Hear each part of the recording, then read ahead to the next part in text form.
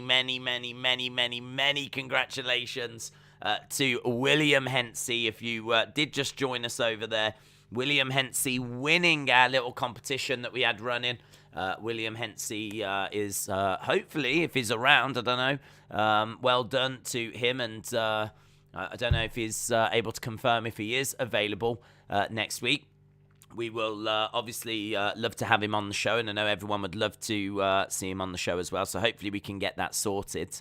But yeah, hopefully William Hensey, special guest next week on the Wrestling Escape Pod. And if you haven't seen it, I think everyone would agree it's worth watching, and it was a lot of fun. But that was the Wrestling Escape Pod, and we are turning our attention now to NXT, and we've got Bron Breakker taking on Tommaso Ciampa, taking on Dolph Ziggler. Triple threat. Personally, I can't see the title changing hands, but we do have a triple threat tonight. Bron Breakker, Tommaso Ciampa, Dolph Ziggler. We've also got Imperium taking on the Creed brothers. And we've got Grayson Waller taking on LA Knight. I think we're probably still going to be getting some women's Dusty Classic matches as well, but I can't say I've seen any of those announced, so I can't say I've seen any of those announced. We might be getting some, but on the official preview, I only saw those 3 matches. I'm just going to jump over to NXT and see if anything else has been announced since. Just going to jump over. So Carmelo, Trick, Malachi Blade, Idris Enofe all join. Oh, that's for Black History Month. Here we go. Dusty Classic continues.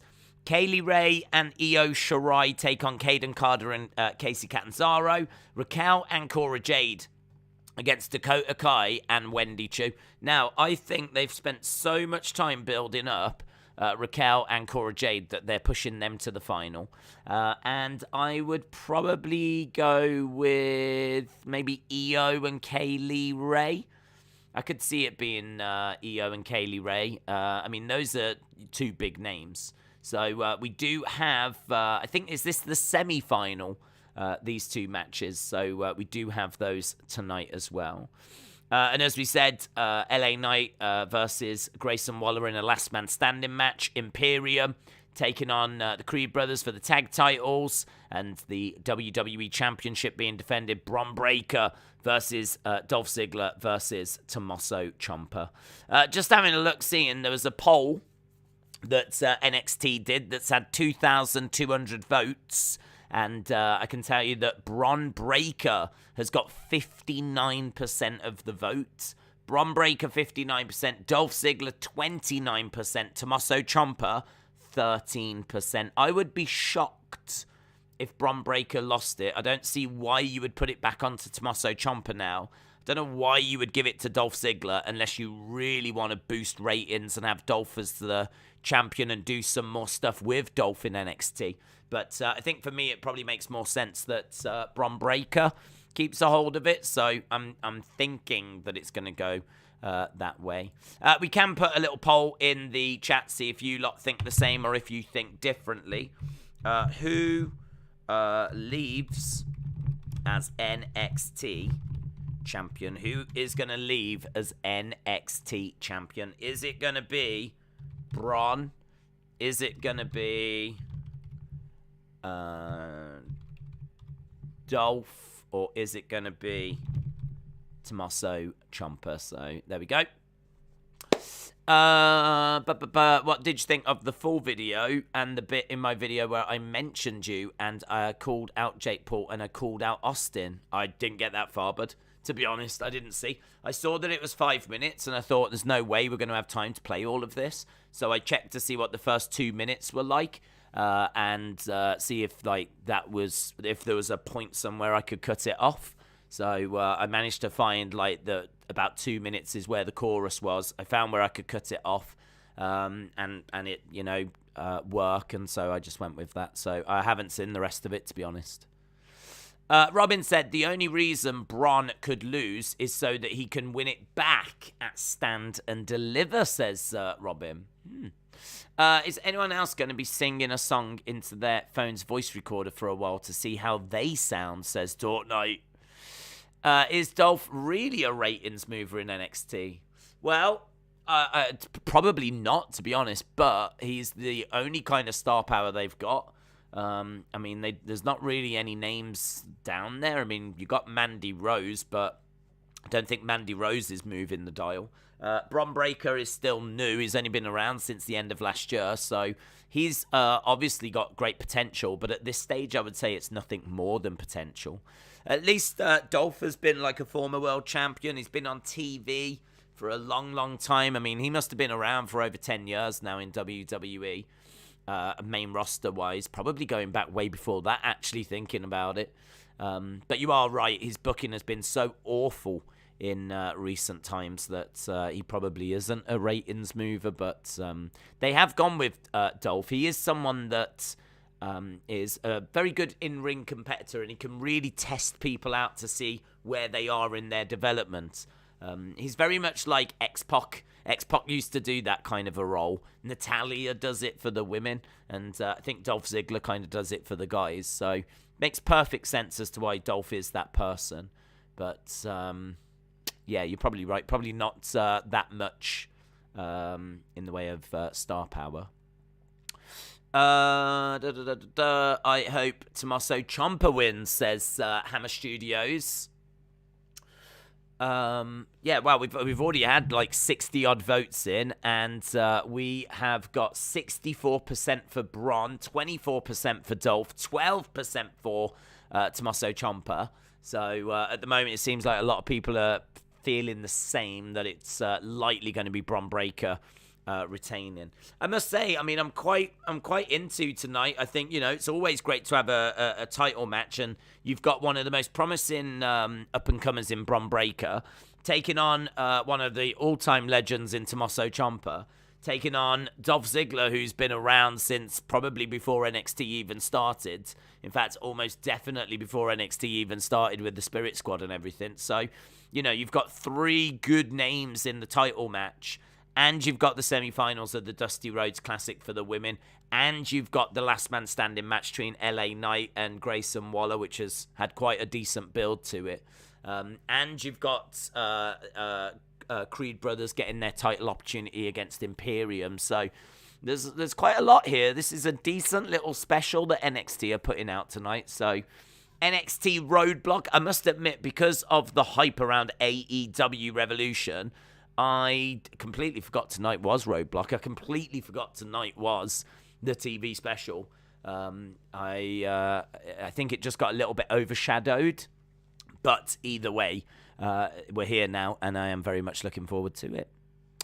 What did you think of the full video? Oh, I read that. I am so hyped for this week's special episode of NXT 2.0 Roadblock, says Hayden.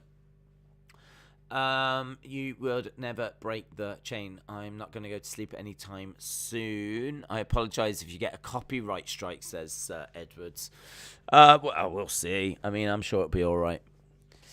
As it's the only problem where we do that is that with the music, we can run the risk of getting a copyright strike. But, you know, we'll see. It'll be fine. Stone Cold will be at WrestleMania. He accepted Kevin Owens at WrestleMania, says David. That is true. There is a video, a very highly produced video of like a drone following a car and a car screeching. It's like a boogie thing. And then Stone Cold jumps out and cuts a promo. And yeah, I mean, I thought it was fine. I thought it was all right. I thought it was a bit overproduced for a response, but I think I would have just liked Stone Cold to have just been like sat at home kind of a thing, or, you know, in that kind of broken skull studio, and maybe responded just, you know, kind of there. Instead, it was like this, it felt like a film, felt like a car commercial at the start. In fact, at first I thought it was an advert, and then I was like, oh no, this is actually the video. And, you know, you see, like, this car, this boogie thing driving down this lane, and the car screeches round, and then Stone Cold gets out and issues his response.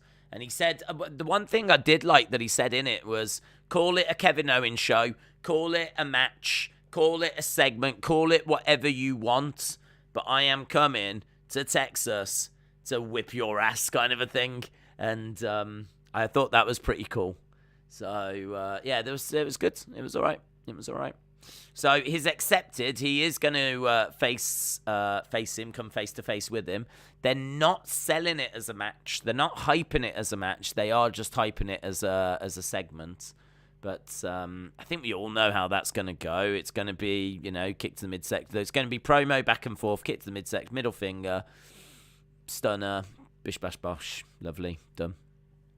So, yeah, we got that. What next for Cody, though? That's the big question. What next for Cody? Don't know. We'll have to wait and see. Shivani came out and replied to a comment from someone saying, why was you so pumped on commentary for Regal? And he said he had absolutely no idea Regal was there, and he hadn't even seen him backstage, says Daniel. Listen, I think anyone asking the question, why was you so pumped for Regal, needs to have a word with themselves, because even if he did know he was there and he was like hyping up Regal coming in, and he was like proper excited, it is proper exciting news. William Regal is a legend in every sense of the words. He's a British legend that competed on the kind of world of sports scene, used to actually tour around and wrestle with Big Daddy. And if you know anything about wrestling in the UK, you'll know that Big Daddy legit is probably as famous as Hulk Hogan. Big Daddy was on TV throughout the 70s and the 80s on a Saturday prime time on a major channel. They had wrestling for 45 minutes on a Saturday. I think it was ITV. They had wrestling in the middle of the day. So you would get the halftime scores on a Saturday, and then whilst the second half was on, there would be wrestling. And then as soon as the wrestling ended, you'd go and get the full-time scores. So wrestling was on at 4 o'clock every Saturday for a long, long time. And Big Daddy was known in every house, and everyone knew. The Queen was said to be a fan of Big Daddy. And wrestling was a big, big thing. And William Regal kind of came through that, and anything connected with that world of sports stuff is, a big deal. Even Jim Cornette talks a bit about world of sport in the UK and the impact that it had. And some of it, Big Daddy in particular, was not brilliant. As a wrestler, he was rubbish. He was a big guy. He was literally a big guy that just couldn't really move very much. And he basically was a look. He was all look and not really much else. And I think if you go back and watch it now, there would be some really good stuff on the undercards, but the main events, I think, would be a bit plodding and a bit boring. But Regal came through with that. Went to didn't he go to Stampede? Was he at Stampede? I know he did a few different promotions, but he went to WCW anyway. And then obviously, did great in WCW, and you had Blue Bloods and all that kind of stuff. Then he ended up going to WWF and having a good little run there as well. And then his GM work as well. And then he goes to NXT and kills it as a GM in NXT. That's probably how a lot of people know him now. A lot of more recent fans know him that way. Every sense of the word, this guy has been living and breathing wrestling throughout his whole life. Used to actually fight people on in Blackpool. I think you could actually go up and test yourself against him in Blackpool. He was doing stuff like that back in the day before he got into professional wrestling and everything. So he is a legend. I'd love to get his autobiography. Actually, I keep meaning to buy it. I'd love to get his autobiography. I think it's called Walking the Golden Mile or something. I need to have a look for that. In fact, I might do that after I finish this stream. So why anyone would turn around to Tony Schiavone and say, why was you excited for William Regal coming in? I think is a really stupid comment to make. James said, World of Sport was amazing. To be honest, I've never watched that much of it, which is crazy because when I was growing up, I never watched it. I was always, I don't know how I managed to avoid it. I have no idea how I managed to avoid it. I don't know if I was just always down the park playing football or what it was, but I never was watching the wrestling. I've said before, when I saw WWE in 92, that was the first time I had ever seen wrestling. I don't ever remember seeing wrestling before watching WWE. I got given a tape, and that was the first time I remember seeing it. And I don't remember ever seeing it before that point. So, but I had heard of Big Daddy. I'd heard the name, and I'd heard of Giant Haystacks. I'd heard the name, and I'd heard of wrestling, but I'd never seen it. And that was like, what is this? And yeah, it blew my mind, man. Blew my mind. So I don't know if there is a World of Sport. I don't know if there's like a World of Sport DVD or something. I know they did bring it back, didn't they? With hey, wasn't Doudrop involved? There was a few. I think Will Ospreay was involved. Doudrop was involved. Wade Barrett, maybe, was he involved? God, I'd have to have a look and see. 2018, there was one season, and it was Alex Shane and SoCal Val were involved. And I wonder if there's like a roster. Yeah, Wade Barrett was involved as well. World of Sport Wrestling roster. World of Sport. Grado, Rampage, British Bulldog Jr., Will Ospreay, Joe Hendry, Martin Kirby, Doug Williams, Kip Sabian? I never knew that. I never knew Kip Sabian was on World of Sport. I never knew that. Wow, Kip Sabian? I never knew that. There's something I've learnt today. Katie Lee's, I don't know, something. Kaylee Ray, she was on it. Kaylee Ray, B. Priestley, Doudrop. Wow, and then we've got like the referees, Stu Bennett, Alex Shane, SoCal Val. Wow. Yeah, I didn't know that about Kip Sabian. I didn't know he was involved. I'm just having a look. World of Sport Wrestling. DVD. Yeah, there is one. The Best of ITV Wrestling. You can get it now for £2.79. The Best of ITV Wrestling.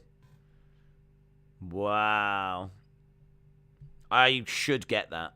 Or at least try and find it. I can get it off eBay for £4. I definitely should watch that.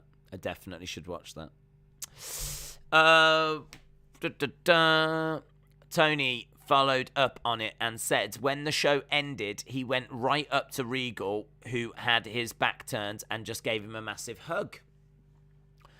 Finley was in World of Sport, says David's. Very cool. It was great. I watched it. Surprise, surprise. I bet you watched Surprise, surprise as well. Jim said, I'm surprised that Grado didn't go to NXT UK. Wasn't there some allegations? I'm not sure. I don't know what's happening with Grado. He just seems to have disappeared off the face of the earth, to be honest, so I don't really know where he is. Primo says, am I the only one that's gotten used to the name Doudrop over Pippa Niven? I think Pippa Niven's better, but Doudrop is, it's all right. I've got used to it as well. According to Fightful, says Harley, Cody and Seth was talked about and pitched. Yeah, I mean, that would make sense, wouldn't it? I mean, what else is he going to do? What else are you going to have Seth do? I mean, he's got to be involved in a high-profile match, unless you chuck him in the United States feud, and we get Finn versus Seth versus Damian Priest. I mean, there's got to be a way of getting him onto the card somehow. What is your favourite wrestler, says Emily.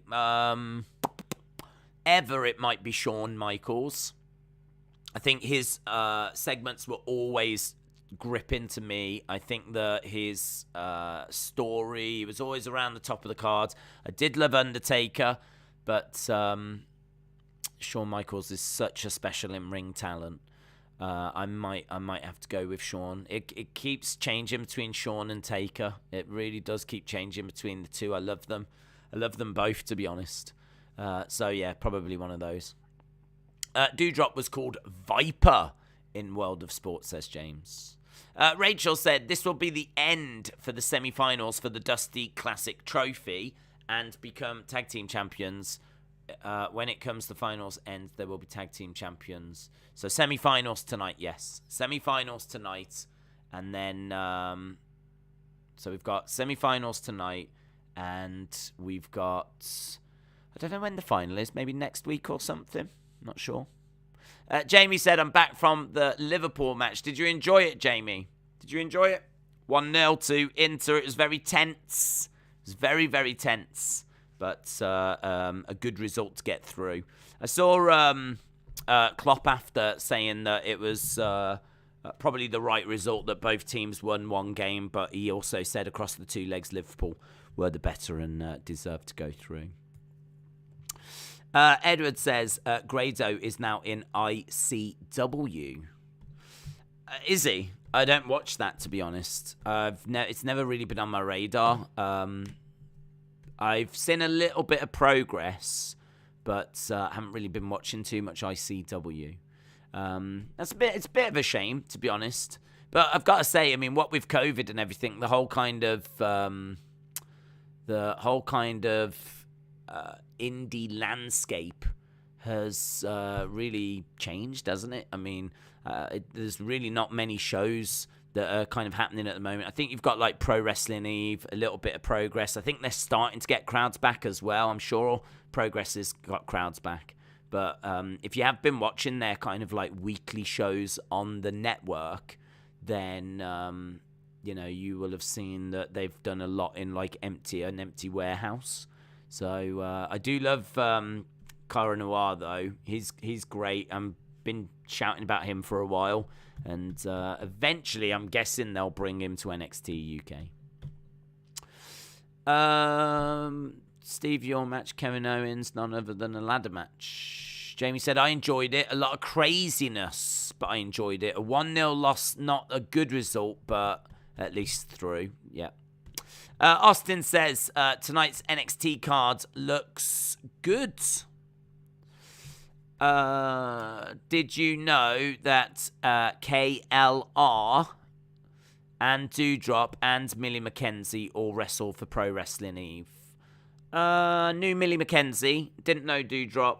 Kaylee Ray, I'm not too surprised at, because I know that she did do, I think, was she in ICW as well? But I mean, I do like Pro Wrestling Eve. I just don't get a chance to watch their shows. I think they're back up and running again, aren't they? I'm sure they're doing content again. So yeah, some good stuff out there. You have a Cara Noir thing here in those gifts, says Miss Clown One. Oh, damn it! Do you know what I need to get sorted, Miss Clown One? A PO box. That's what I need to get sorted. Primo said, Days Raw did 1.7 million for 2 straight weeks without a world champion. They keep doing 1.9 and 1.8, and then the third hour does 1.5. Do you think they need a consistent world champion? Yeah. I think eventually it could become a problem. I think not having a world champion. And also, like, what are people fighting for? I think it's a 3-hour show and there's no world title involved. No one's even, not only is there not a champion, there's no story about anyone competing for the championship, because you've got champion versus champion, and that story is playing out more on SmackDown than it is on Raw, because that's the show that Roman is on. So I think that it will be a problem eventually, just from even a fill-in time point of view, you know? I mean, it is, I suppose, a good way of making sure that the other titles get a bigger spotlight, but eventually I think it would be a little bit of a problem, yes. James said, yeah, they are back, and that has been great as well. Jim said, apparently AEW signed another female referee. There's a great wrestler in ICW called Ravy Davy. He's great, and I could see him going to NXT UK in the future. Okay. Okay, Edward, I'm into this. What's his gimmick? What do we need to know about Ravy Davy? I like this. I've not heard of Ravy Davy, so fair play. You're introducing us to some new superstars. Harley said, what do you think about Stone Cold promo? Sounds like it's going to be a brawl, a big brawl at WrestleMania. Stone Cold is still one of the best promos, even at 57. I am excited. The GOAT of wrestling. Yeah, I wouldn't have had it as produced as that. So there was like drone shots and him pulling up in a car, and I mean it's fine. I mean people are going to watch it and enjoy it. I think I would have just made it a bit grittier, I think. And I thought his actual promo was good. I thought it was good, and I thought that he made some good points. And my favorite bit is probably like when he's like, I don't care if you call it a match. I don't care if you call it a Kevin Owens show. I don't care if you call it a segment. You know, it was like, call it whatever you want. I don't care. I really like that bit. So there was some good stuff in there. Trey said he's not coming to WWE because he's got a job at Olive Garden. I've sent it to you. Who's not coming? Who? Ravy Davy has got a job at Olive Garden. It's good news. It's good news. It's good. It's good. It's hard to come by work at the moment, so I'm just pleased for him, that's all. How are you watching NXT? I'm watching on an iPad, but it's not on the network. It's not on the network. It's on BT Sport. NXT is a show that airs in America on the USA Network. They've paid money to have the rights to it, so that's why it's not on the network. It's on the USA Network. Here in the UK, as a result, it's shown on BT Sport. 420 Benton says, Ravy Davy likes gravy. That's breaking news that's coming through. I have to be honest, I do miss the old gimmicks. Look at the longevity of Undertaker. I bet people thought, what the hell is that gimmick? Yeah, definitely they did, yes. Definitely they did. If we're talking about ICW, I hope Stevie Boy goes to NXT UK. Ravy Davy and Stevie Boy. I mean, I can see it now. WrestleMania main event. Ravy Davy versus Stevie Boy. It's a dream WrestleMania main event, that is. It's gonna look amazing on posters. Modern Mogul Ent says, yesterdays, who is your fresh push after WrestleMania? Fresh push after WrestleMania? Someone that's not being pushed, that deserves a push. Difficult, isn't it? Because I think they're doing a much better job of pushing people now. They've really stripped back the roster. I mean, even Dana Brooks got a belt and is being used on TV. Tamina's involved in a love story with Akira Tozawa. I don't know where R-Truth has gone missing to, in all fairness. So maybe we could do something with R-Truth. I think, nice little summit for R-Truth would be good. Something for Nakamura. But I think top of my list would be Boogs. I said that Boogs, for me, really shone in the Royal Rumble. I think he's got an incredible look. He's a big guy. Love it when he does the pose. I think he's got muscles on top of muscles. He did that one-handed military press, which was so impressive. Really, really good work by him in the Rumble. And I just think, get the guitar off him. He can talk as well. He's a lot of fun. He comes across as really a big personality. So looks wise, I think he's looking good. Personality wise, I think he's looking good. In ring wise, I think he's looking okay. I don't really lose my mind for a Rick Boogs match, but there's definitely the raw ingredients there for something really good. Definitely, I'm quite excited about Boogs. So I'd start moving with him. I thought R-Truth was suspended, says Lance. Was he? R-Truth was suspended. I didn't hear that. Shannon said it's disappointing that dirt sheets get people's hopes up that Stone Cold was going to have a match, but in reality it's a KO show, which is great, but they created false news. Well, I think, I could be wrong, but I think it is a changed plan, to be honest. I think they probably did have it planned for him to have a match, but it just hasn't worked out that way. What are your thoughts on Tony spending 30-40 million with his own money for Ring of Honor? Is that too expensive? I mean, it is hella expensive, because what are you getting for that money? I mean, I don't think you're picking up any contracts. You're getting a very interesting tape library, which ultimately may pay for itself. I feel like he will get the money back over time, but it's going to take a lot of time. I mean, if you was to put out a Ring of Honor DVD, do DVDs even sell anymore? I don't even know if you'd even make much money from a DVD anymore.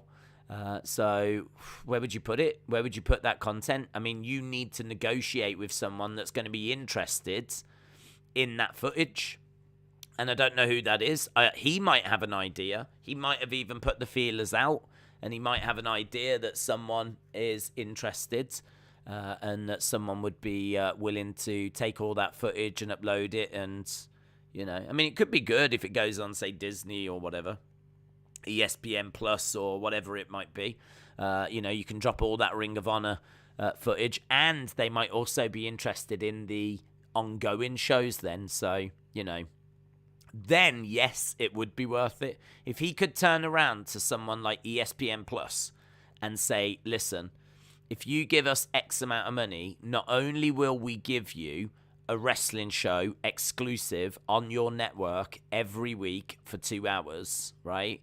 That, you know, there's going to be a dedicated fan base that will come to your network, right? Which is what every network's looking for, those dedicated fan bases. You got to remember that if you make a new show, it's hit and miss as to whether it's going to work. If you make a new show about zombies, it's hit and miss if it's going to land, right? It might do well. It might not be received very well. It's hit and miss. If you put on Ring of Honor, straight away you're guaranteed a certain number, because wrestling fans will want to watch it, check it out, and, you know, see what they think. Tony could go to one of those companies and say, look, you can have Ring of Honor, new show, and I will also give you the back catalogue for the next couple of years. You can have the whole catalogue exclusively for the next couple of years. What's the number? How much are you giving me for that? And it would be very interesting to know what the number would be, to be honest. I think over the years he will get back that money. So you could say that it's a fine investment. It's fine. Without knowing, though, if he's got any of those deals already in place. If everyone turns around and is not interested, then he's got footage to just flesh out.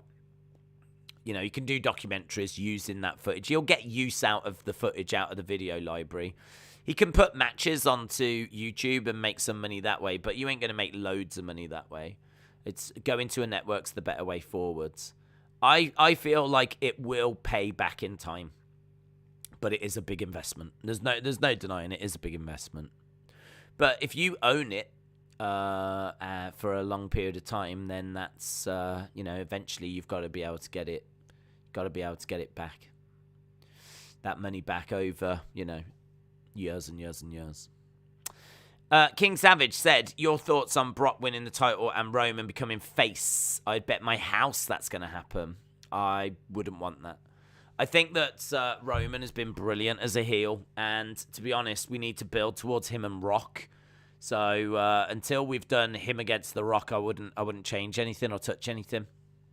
So I would leave it. I mean, maybe once he's faced Rock, if there's no not only should he face The Rock first and be a heel in that, but also I wouldn't be turning him face until there's a massive monster that needs a face. What you need is a heel like Brock, but not Brock, like Brock, to come in that is destroying everyone. you need someone like, say, Strowman, right? Say Strowman was to come in, and we'd never seen Strowman before. So you've got a heel Brock, you've got a heel Roman, and then you've got Strowman that arrives, and he is ruining all of the faces. And Roman's watching, and he's laughing, and he's like, this guy's doing the work for me. I'm loving it. And, the roster's getting absolutely decimated. And basically, none of the faces can stand up to this new monster.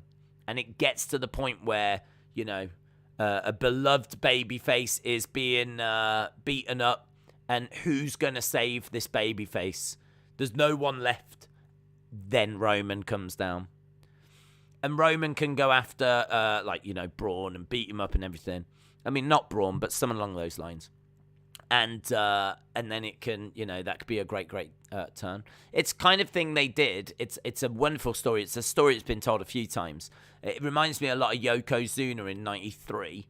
So Yokozuna in 93, on the 4th of July, did a body slam challenge.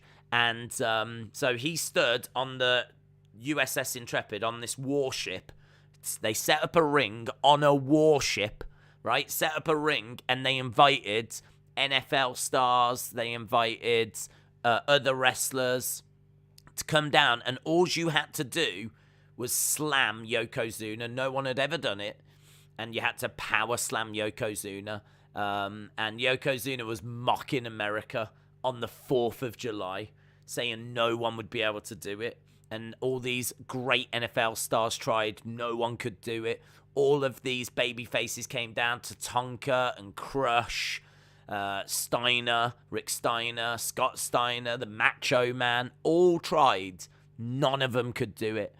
And then right at the end, just as all hope had gone, this helicopter came in the distance. And this helicopter lands, and out steps the heel Lex Luger, who was a heel at the time. But when he stepped out of the helicopter, he was wearing a Stars and Stripes shirt. And people were immediately like, come on, Lex. Even though he was a heel, they hated Yokozuna more.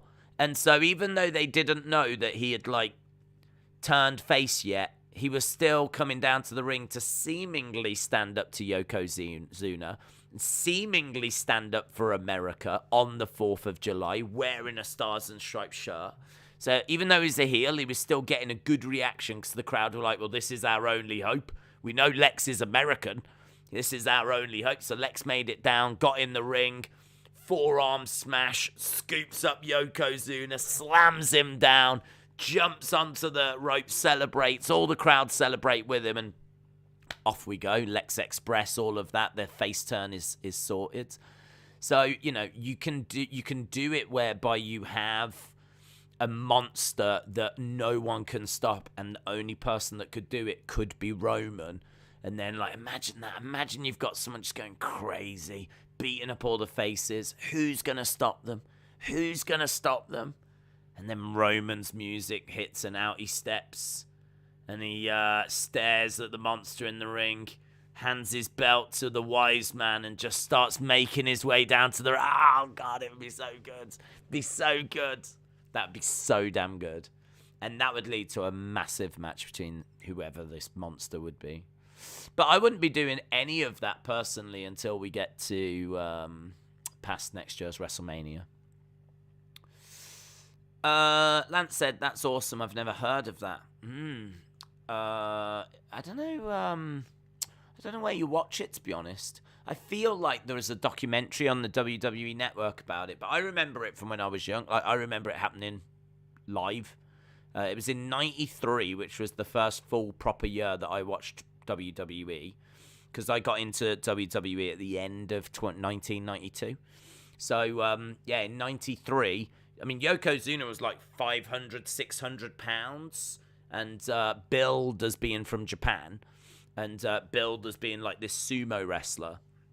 And as we said, all these people tried and failed, and this last hope. People, I think, thought it might have been Hulk Hogan, actually, in the helicopter. But it wasn't. It was Lex Luger. And then it all builds towards Lex versus Yokozuna at SummerSlam in 1993. And, it's great. That is a great build. And, I mean, that is so different as well. You just wouldn't... They don't do stuff like that anymore. Like, they spent, a good few hours on a warship with a ring and, doing this body slam challenge. It's really cool. Really, really cool. What a special little event that was. That's really cool. I wish they did more stuff like that.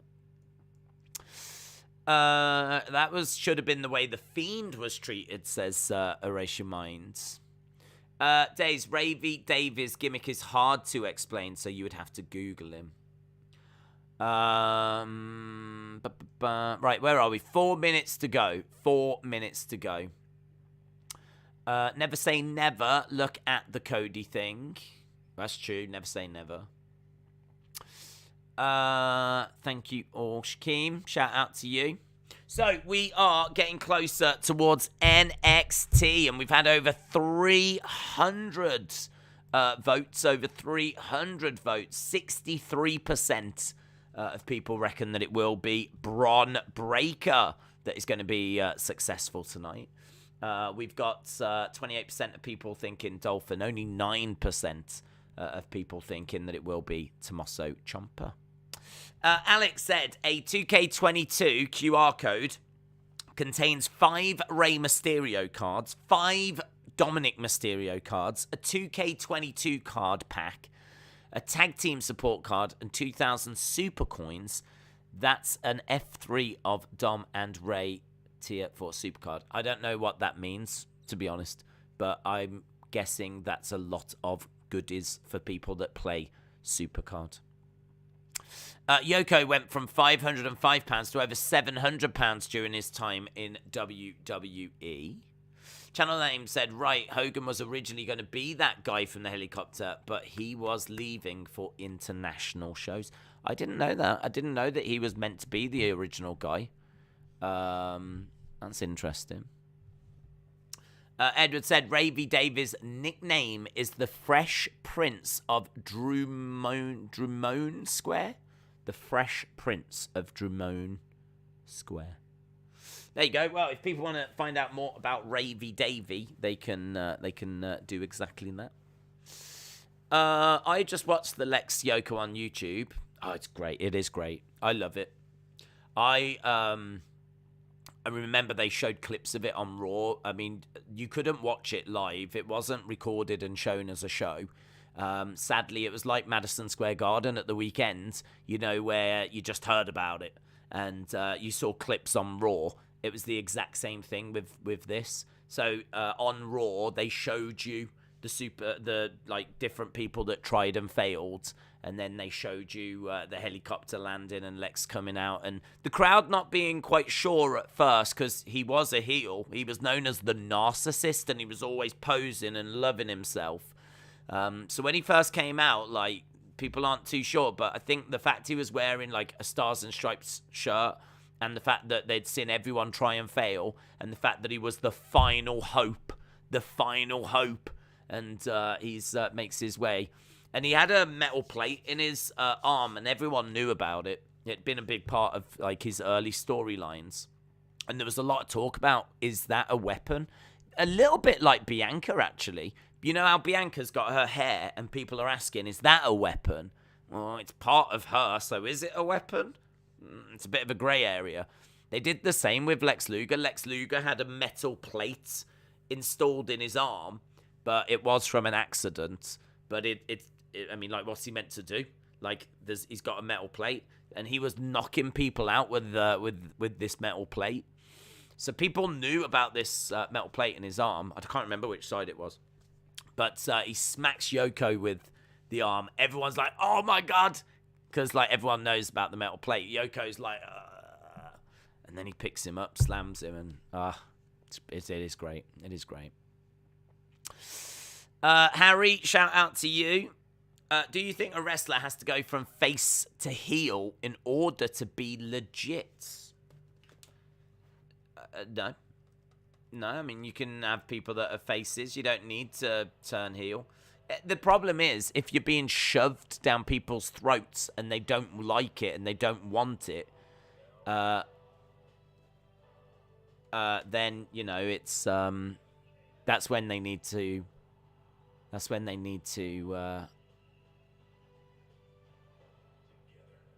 Can I just say that that I just got distracted because I saw this for the first time yesterday.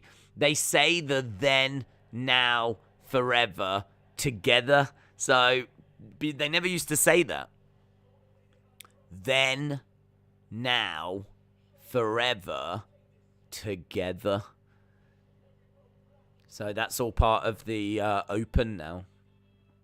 But anyway, the point I was making was, no, if you shove someone down people's throats and they don't like it and they don't want it, then you've probably got to do what they've done with Roman and turn them heel. But someone like Bruno, I don't remember him being a heel. I think he came in as a face and he stayed face all along because the crowd loved him. So it can work. I suppose people are maybe a bit more fickle in this day and age than they used to be, though. But they never turned Cena. You know, Cena never turned. Lex Luger used the metal plate forearm against Bret Hart during a WrestleMania 9 press conference. That is true. That is true. A good example is Cody in AEW, says Bakayuka. Do you think WWE or AEW should sign Jack something? He's left Impact. I don't watch Impact. I've never heard of Jack something. Here's Cora Jade. So Cora Jade making her way out with Raquel Gonzalez. So Cora and Raquel, they are taking on Wendy Chu and Dakota. I'm pretty sure that Cora and Raquel are going to be winning this.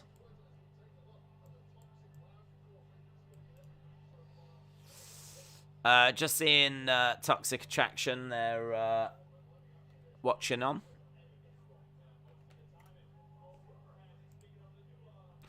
Cora Jade, which is better, Raw, NXT, or SmackDown?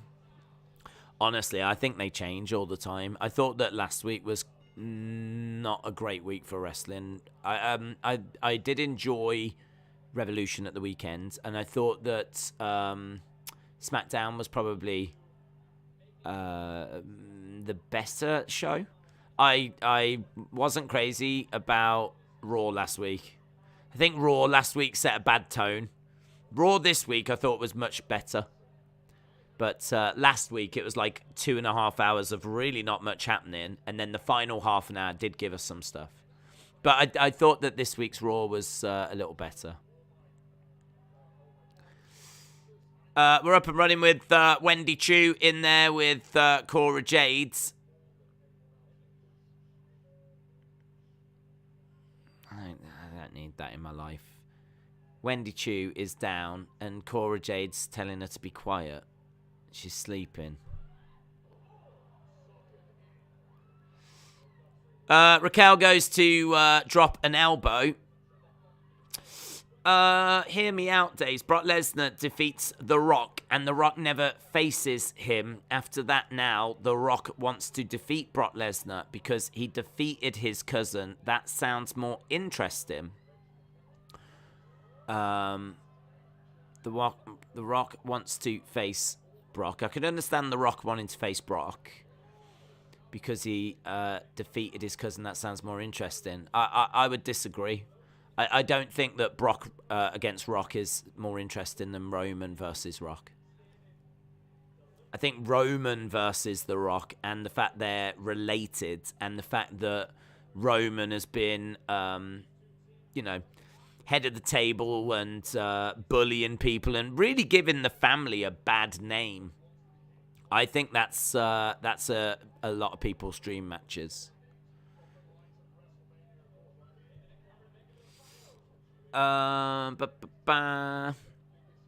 Who's the old woman with Raquel Gonzalez? Oh, that's Cora Jade. It's Cora Jade. I think she's around about 30. A boomer. She just tells everyone she's 21 or something. I ain't buying it. Roll up by Dakota. Why do you think wrestling is losing its footprint? Why do you think wrestling is losing its footprint in the mainstream? I feel like WWE lost their peak in 2016. Well, I think they're trying to get it back. I think that, look at what they're doing at the moment. I mean, this is the celebrity WrestleMania. And next year might be even worse because next year we're going to be in Hollywood. So next year might be even more ramped up with celebrities. So they are trying to get back to the mainstream. And they are trying to attract, I don't really get the Johnny Knoxville one, to be honest. I don't know. I know that they've got a new film out, but I think, like someone like Doja Cat. Not that I want to see Doja Cat flipping, having a match, but, her doing something. Or what's her name? Olivia Rodrigo. She had a massive year, didn't she, last year? She should be doing, like, the national anthem. She should be doing, like, the intro and get, like, people watching for her.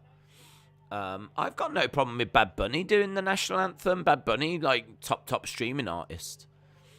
But, yeah, I mean, they are trying to obviously get a lot of celebrity involvement to get back to that mainstream. Kick to the back of the head by Dakota. There's too much wrestling content, promotion TV shows and indies, says Bakayuka. Do you think Brock will dethrone Roman? Right now I'm thinking no. But it could go either way. I think it's really close. I would have Roman at minus 100 and Brock at like plus 120, something like that. I feel like it's super, super close, but I would have Roman a slight favorite. Just because we know that Roman is like a full-time member of the roster, whereas Brock comes and goes. So is it a chance that he's come in to build to WrestleMania and then he's going to go again? Wendy getting up to her feet. She's got Cora Jade in a side headlock. Cora Jade with strikes to the midsection.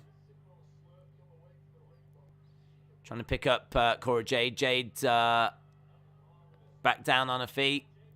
Inside cradle. One. Just a one count. 1, 2. Reversed by Cora Jade. They roll over. They're trying to do the rolling around thing.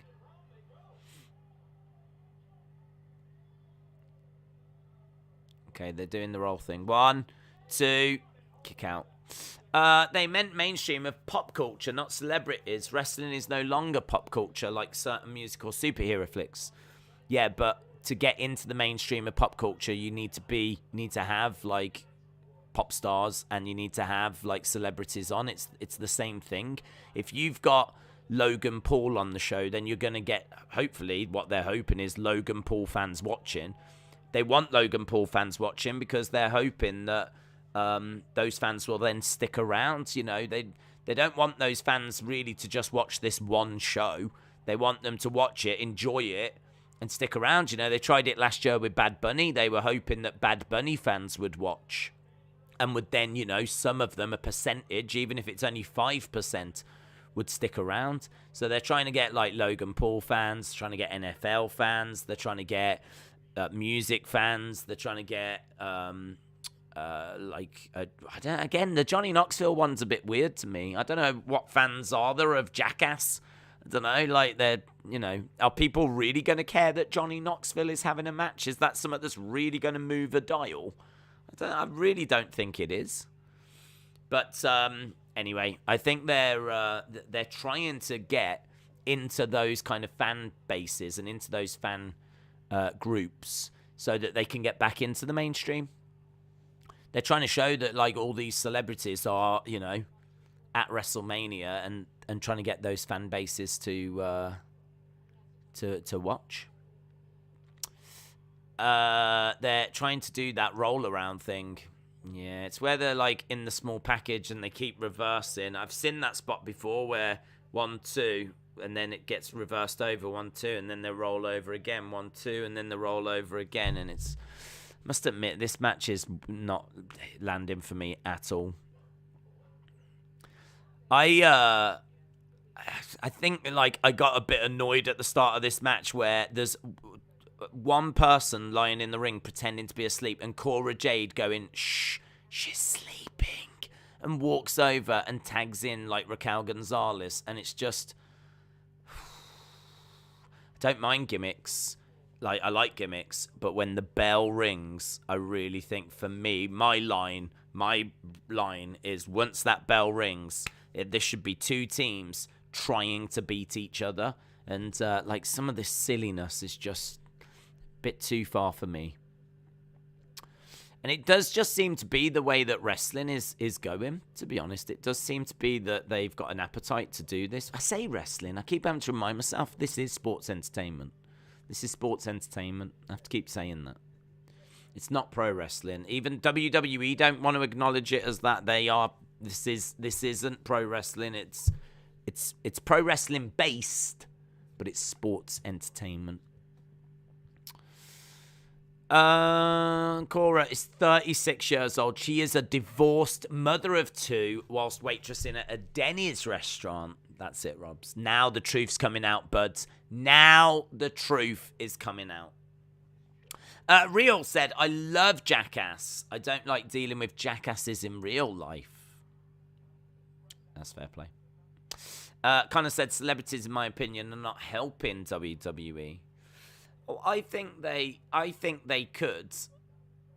But I think you've got to use them right. I really do. And I just think that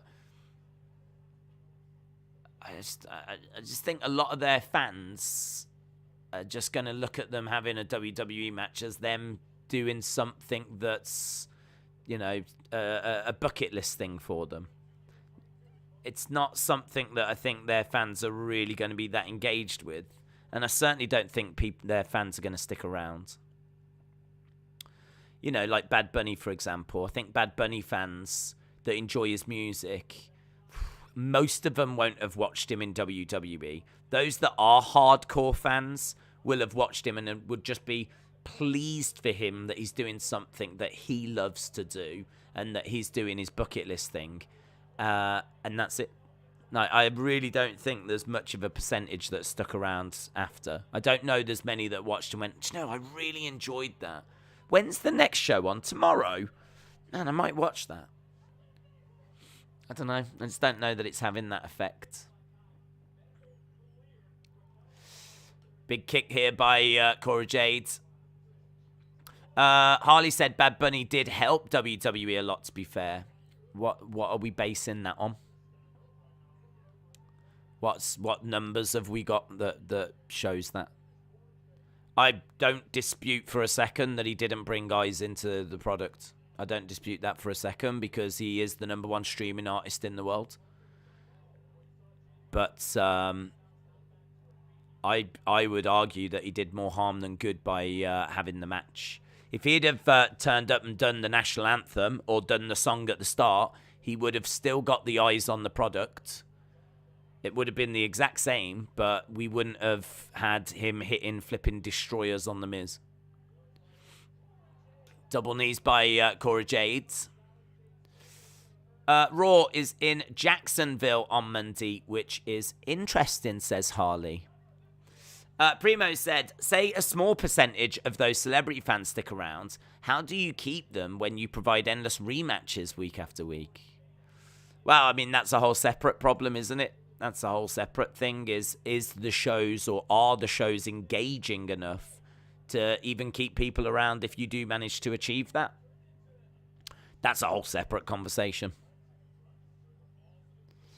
But this is the whole point of it. They want to get ticket sales. They want to get views. And so they use the celebrities for that reason. It's obviously got nothing to do with putting on the greatest matches possible. It's obviously got nothing to do with like them being actually good and athletic and all this kind of stuff. It's only to do with tapping into their fan bases. So that's then the next challenge. How do you keep them around? Was not sold on Breakker, says JL, but to be honest, he has become my favorite wrestler in WWE today. Wright says, my favorite celebrity wrestling moment would be Andy Kaufman getting pole driven by Jerry the King Lawler. Channel Name said, I think Luger has the shortest record heel run at the time. It was only about 6 months. That's true. Yeah, it was.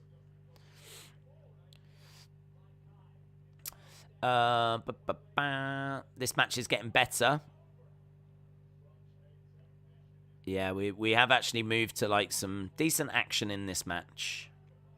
Left a bit of the silliness behind, and we've got Dakota in there with Raquel. These two have had a very storied history, and Dakota was going for a kick, but she's hearing voices or something.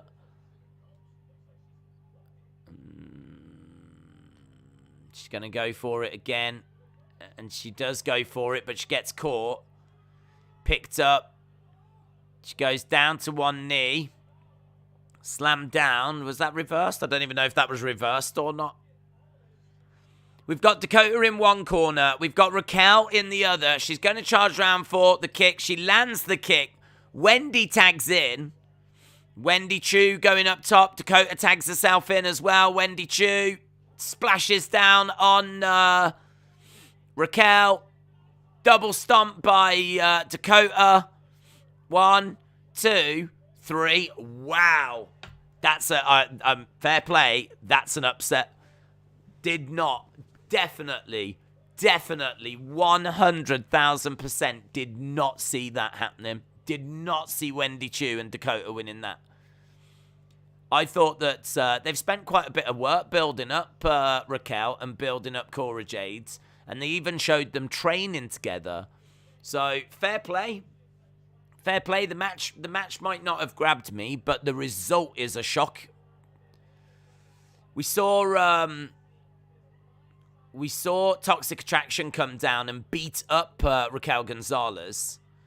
And you can see that the repercussions of that meant that she couldn't really do her big power moves. And that's ended up costing Raquel. So it seems that maybe Cora Jade, Raquel are going to be on a collision course with Toxic Attraction. But for this tournament, they are out. So it is going to be Dakota Kai and Wendy Chu that go through to the final. They will face either Io Shirai and Kaylee Ray or Kacy and Kayden. Raquel looking up at Toxic Attraction. Mandy Rose waves. And here's Tommaso. Mr. NXT 2.0 is his t-shirt. Mr. NXT 2.0. When you see me using that once more, feel free to tell me. Shoosh! Shoosh! Robin said, huge upsets. Huge upset. Jeremy said, Raquel is regressing. She also favored both legs. She forgot which leg was hurt. Did she? Did she? Sweet Trini said, I'm going to disagree with you on the celebs, especially Bad Bunny. Most regular fans are indifferent. A few like you averse to it, but casuals love it. If you go to comments on videos of Bad Bunny, you would be surprised. I wouldn't, to be honest. I wouldn't be surprised. I mean, it doesn't really make much of a difference to me as to whether casuals enjoy it or not. I mean, I'm not bothered. I just think it makes wrestling look bad. Whether casuals that just tune in and just want to watch something and be entertained once in a while enjoy it or not is largely irrelevant to me. I think that a lot of those are going to be Bad Bunny fans anyway. I mean, Bad Bunny fans will have loved it. A lot of kids will have enjoyed it. And you can say maybe that's the whole point at the end of the day, that there are people out there that do enjoy it. My stance on it is that if you watch wrestling and you see that there's people that are struggling to get onto the cards.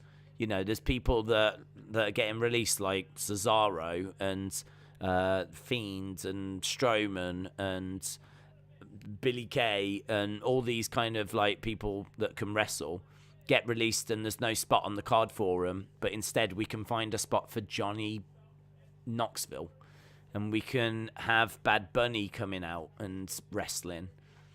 I just think like it's not a good look, but everyone's entitled to their own opinion. I mean, my opinion on that will never change. I've felt this way all along, as is well documented, and so if there's people that enjoy it, then fair play. As I said, there's definitely fans of those celebrities that enjoy it, and there's casuals that would enjoy it as well.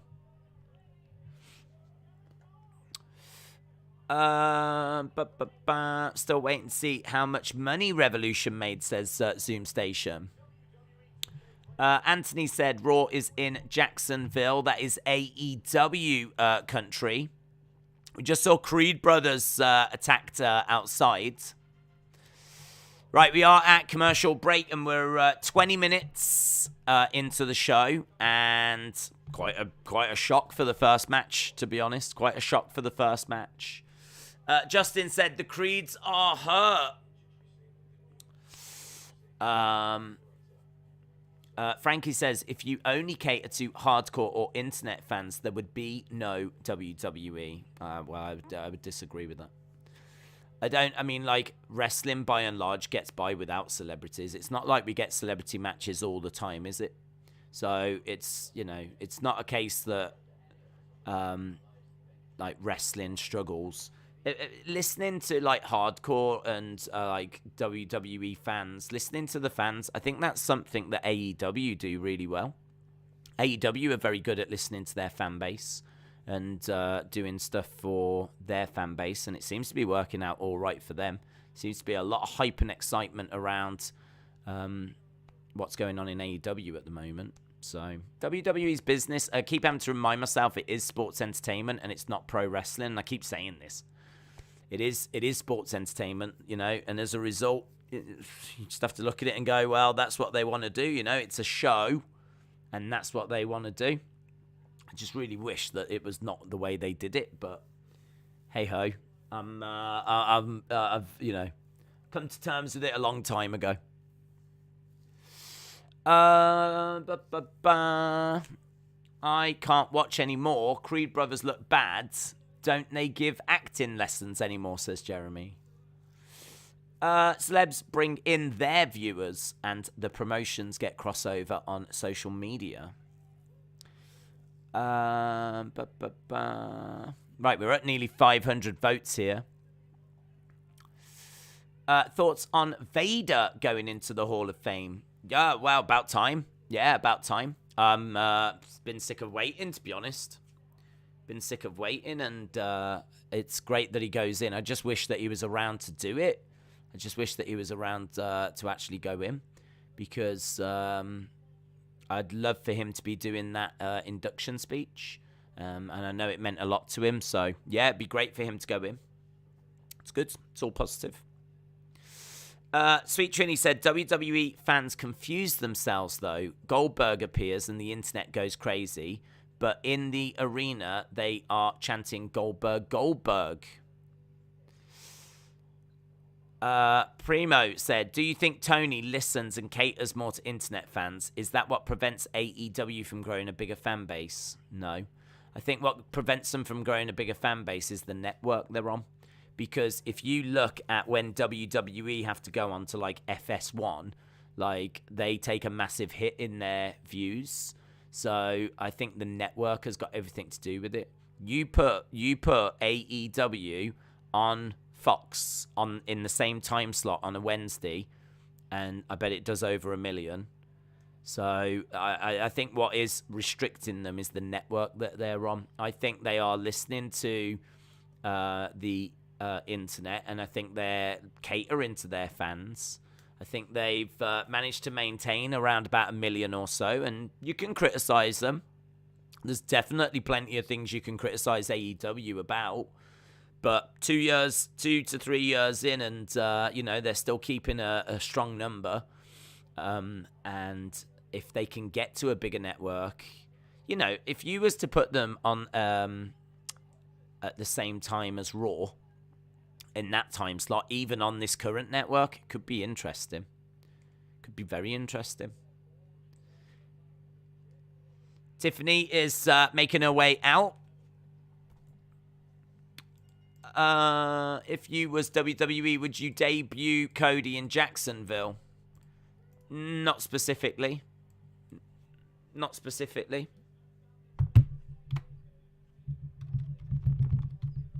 I think, for me, gone are the days of that. I think that wrestling, back in the day you would, because maybe before, TV or whatever, you would maybe look to do that. But now with TV, who doesn't know Cody? I kind of feel like you can debut him really anywhere. And honestly, would he even get a great reaction in Jacksonville? Because if that is AEW country, are the fans not going to be a bit down on the fact that he's gone to WWE? And if those fans know of him, then surely those fans watch AEW as well anyway. I don't know. I don't look at that and think, yeah, he's definitely going to debut here. I wonder if we will see the Stalker Woman tonight. Oh, yeah, I forgot about her. Right, we've got Tiffany, and she is in pink attire, and she looks quite good, actually. Drop kick, and she goes down. Mandy Rose knockoff is entering the ring. Kick to the back. This jobber goes down. She sits on her.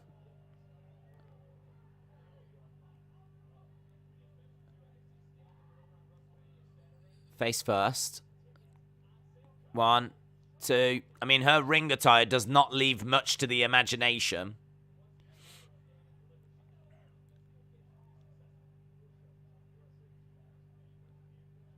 Front face lock applied at the moment. Can't wait for the Falls Count Anywhere match, says Harry.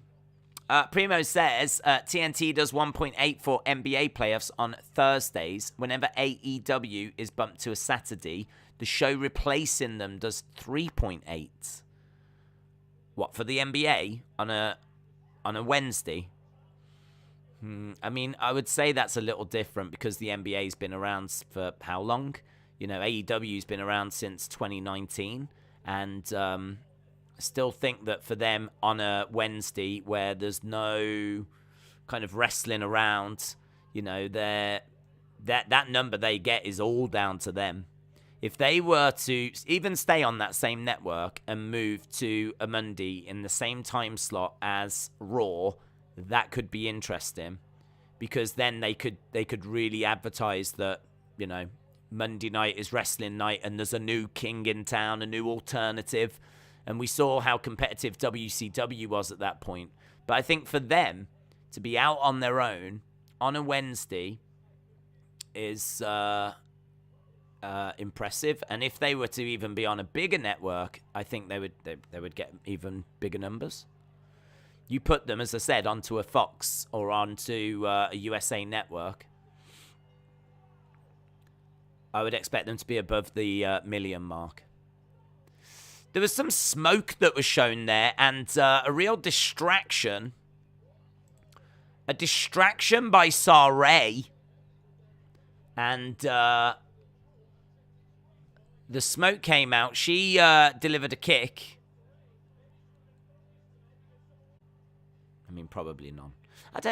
Tyson's a weird one because he's a boxer, so I don't know. To me, he's not a singer. I have really struggled with singers, in particular.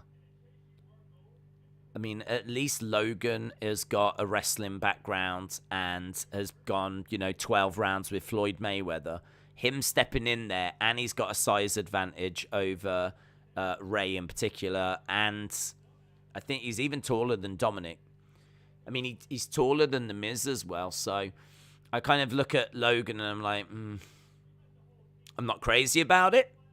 I'd rather it wasn't happening, but I can at least make, some argument that, he could put up a bit of a fight against Dominic.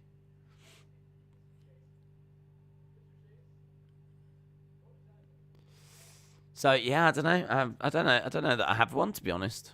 I'll go with you. If we're going to count Tyson, I'll go with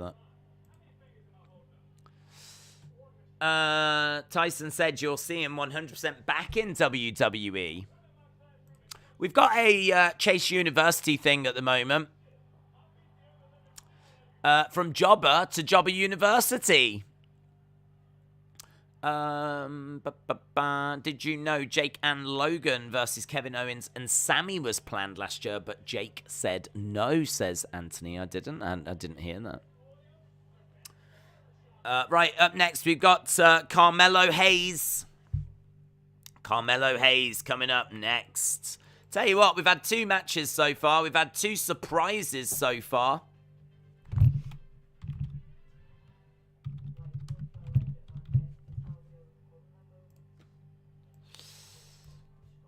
I don't like celebrities in wrestling in any capacity, says Lance. Well, I don't mind them if they're doing what they're good at. So if they're a singer, have them sing. If they're a basketball star, have them do some interviewing, or, I don't know, do a fun little basketball segment. Like, maybe you can have a title shot if you win a game of basketball, but I get to choose the opponent. And then next week comes and the opponent's Shaq. Like, just play to their strengths. Ansel says, is Roadblock the same thing as Fastlane? Because they're both pay-per-views, but they've got different graphics. This isn't a pay-per-view. They have done a Roadblock pay-per-view, but this is a TV special. So this is an NXT TV special. We've had 2 matches so far. We've had 2 surprises so far. And we've still got, obviously, some big matches to come. The other thing is that the Creed brothers have been attacked. So we were just seeing them getting some treatment. We saw Raquel Gonzalez getting some treatment as well. So we are working our way towards the second part of the show. Isn't Mike Tyson due for another fight on Triller? I don't know, it's gone a bit quiet, to be honest. I heard rumours that it was going to be him against Logan Paul, but it's all gone a little bit quiet. L. Larry says, just a guess, Imperium attacked Creed brothers. Dave's question, how would you book me? Oh, do you know what? You could do anything you want, William. You could do no wrong in this community. You do whatever you want, mate. You can do whatever you want. Anthony said, thoughts on Colby Covington to WWE? Colby to WWE would be a brilliant signing, I think. The only problem is, I don't know what they would allow him to do, because I don't know that he's got like a Make America Great kind of thing going. And some people love him for that and some people hate him for that. And I don't know if WWE would want to go down that kind of political road. So what would they allow him to do? He's a great talker. He's a great wrestler. Granted, it's amateur wrestling, not pro wrestling. But there's a lot of crossover between the two. There's a lot of excitement about Gable Steveson coming in, who's one of the greatest amateur wrestlers of all time. So Colby coming in as a great wrestler. He's got great striking. I mean, he is a great fighter. He's outside of Kamaru Usman. He is probably the best welterweight in the world right now, other than Kamaru Usman. And, he's got a great look. He's a great talker. He'd be a great fit for WWE. Be a great fit for WWE. He would just have to learn like some pro wrestling stuff, the way that Ronda had to learn pro wrestling, so that's obviously going to take time. But he's a great talker. Danhausen would be a perfect fit for WWE, says Zoom Station.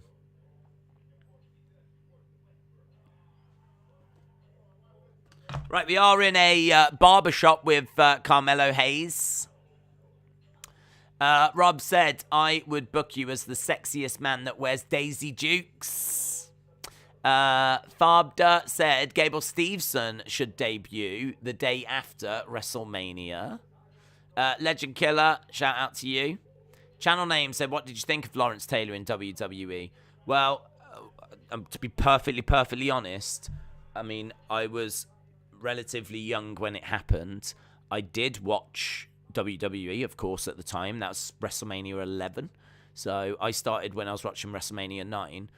I didn't know anything about him. I mean, NFL didn't mean anything to me, still doesn't really. So I didn't know anything about him.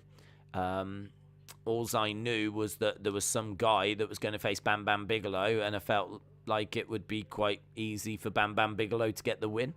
I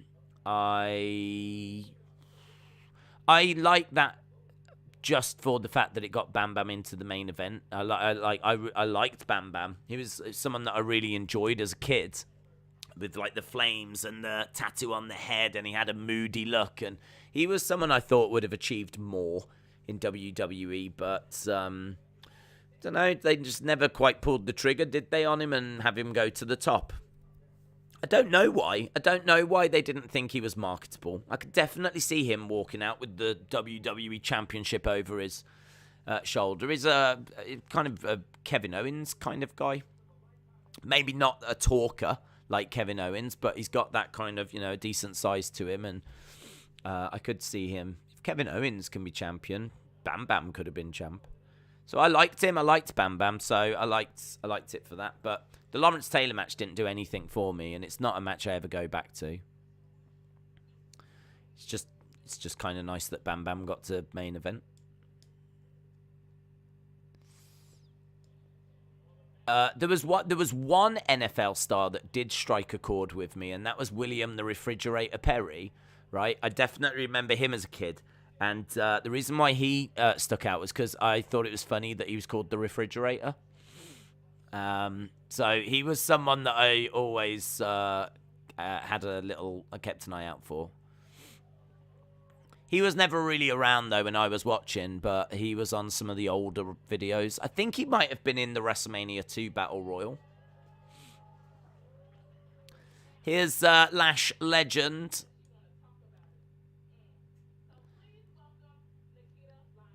So Nikita Lyons is on with Lash Legend.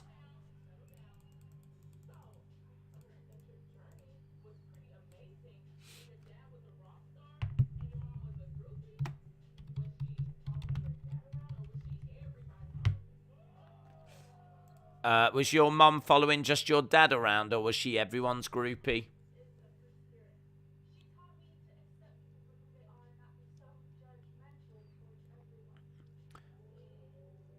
Okay, so we got Nikita and Lash Legend on a little thing. Nikita Lyons is coming out to save this show, says Rio. Kurt Angle said he would like to see Cody join the Bloodline and a slow burn of a feud with Roman, says Anthony.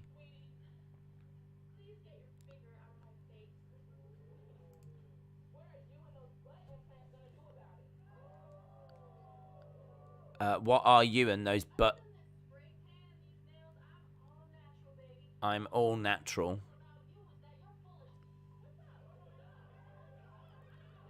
So Nikita Lyons says she's all natural. So Nikita Lyons and Lash Legend squaring up. Here's Imperium.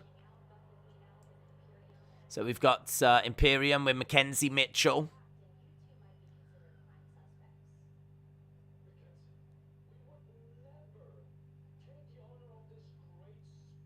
We would never taint the honor of this great sport.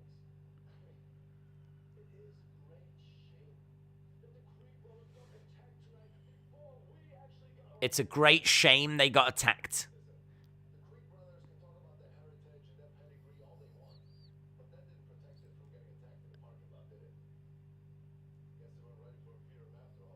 I guess they weren't ready for Imperium after all. Here's MSK.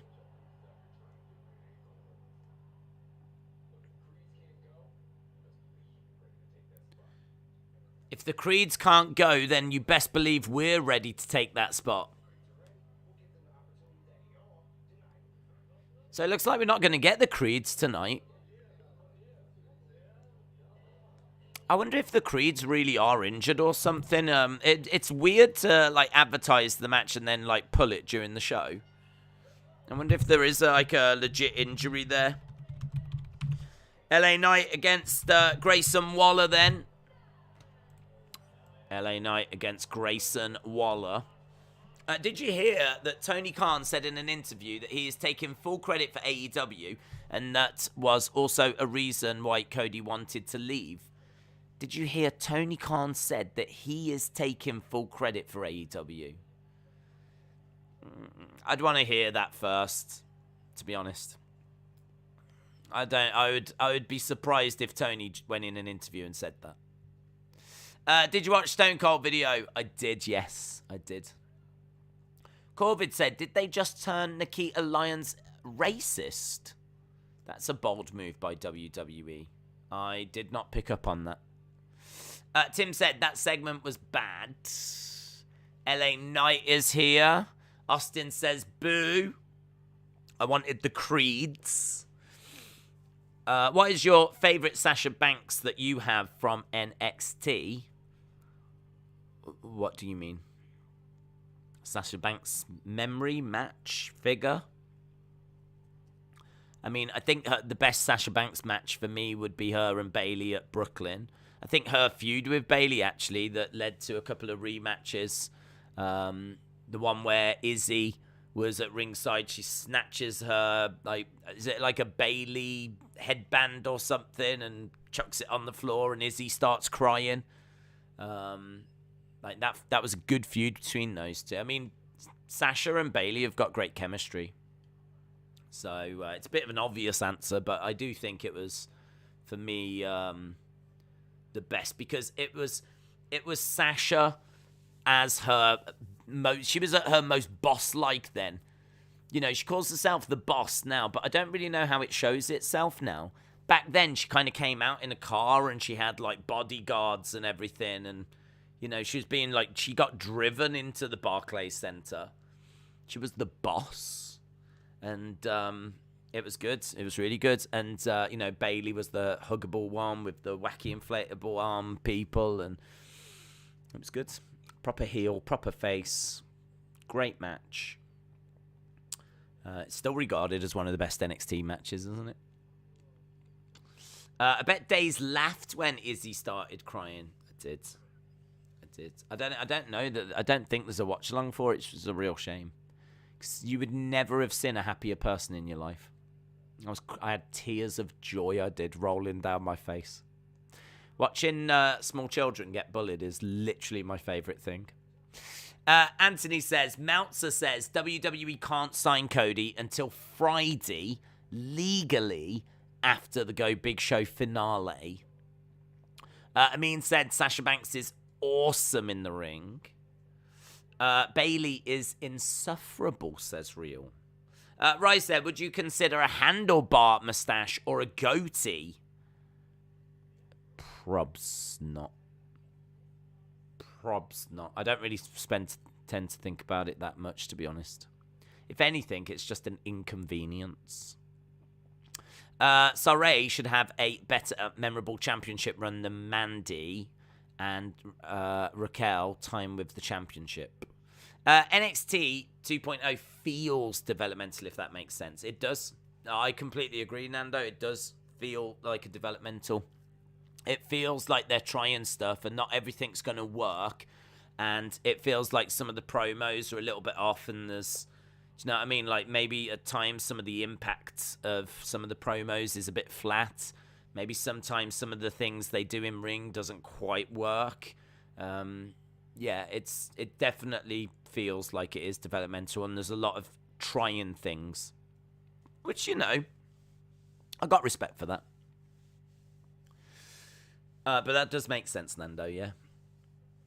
Another Ukrainian tractor has stolen a tank. What does that mean? What does that mean? A Ukrainian tractor has stolen a tank. I don't even know what that means. I'm excited by it, but I don't know what it means. I know what's where we are, though, and what it means for this show. We are 45 minutes into this show. We got an hour and 15 left. Am I wrong in thinking NXT is the developmental program? No, it is. It's just that it was also borderline a third brand not too long ago. And in a way, it's still got a little bit of third brand about it because you've got like Dolph Ziggler in the main event tonight. And it's on network TV. I mean, it's very hard for this to just be out and out developmental when it's being seen internationally. You know, a lot of viewers are going to watch this and not think to themselves, oh, it's only developmental. They're going to think this is WWE and I want to be entertained. So a lot of viewers aren't going to cut it slack, if you will. But no, technically, it is developmental, and it is where superstars learn and then move up to Raw and SmackDown. We've got Legado del Fantasma.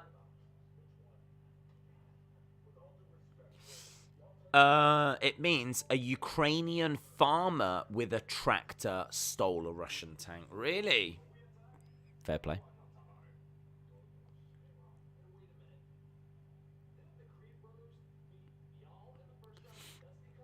Didn't the Creed brothers beat Jarl in the first round of the Dusty Cup?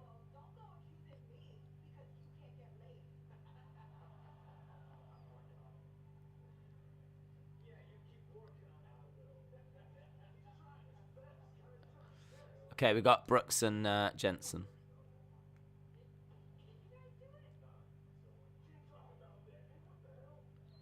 Who is this girl? I don't know who this girl is. She's the one that just won. Right, here's Grayson Waller. So there's a whole kind of who did it, who attacked the Creed brothers type thing. What do you think of theory that Vince got tired of Triple H outdoing him and he changed NXT? I think it's the biggest pile of rubbish I've ever heard in my life. I don't know that I've ever heard anything stupider. I genuinely don't know. I might have. I just can't think of it right now. Vince cares about one thing, and that is money, success, ratings. He has got no problem whatsoever with, NXT blowing up. But the fact of the matter is, it went toe-to-toe with AEW, and it lost.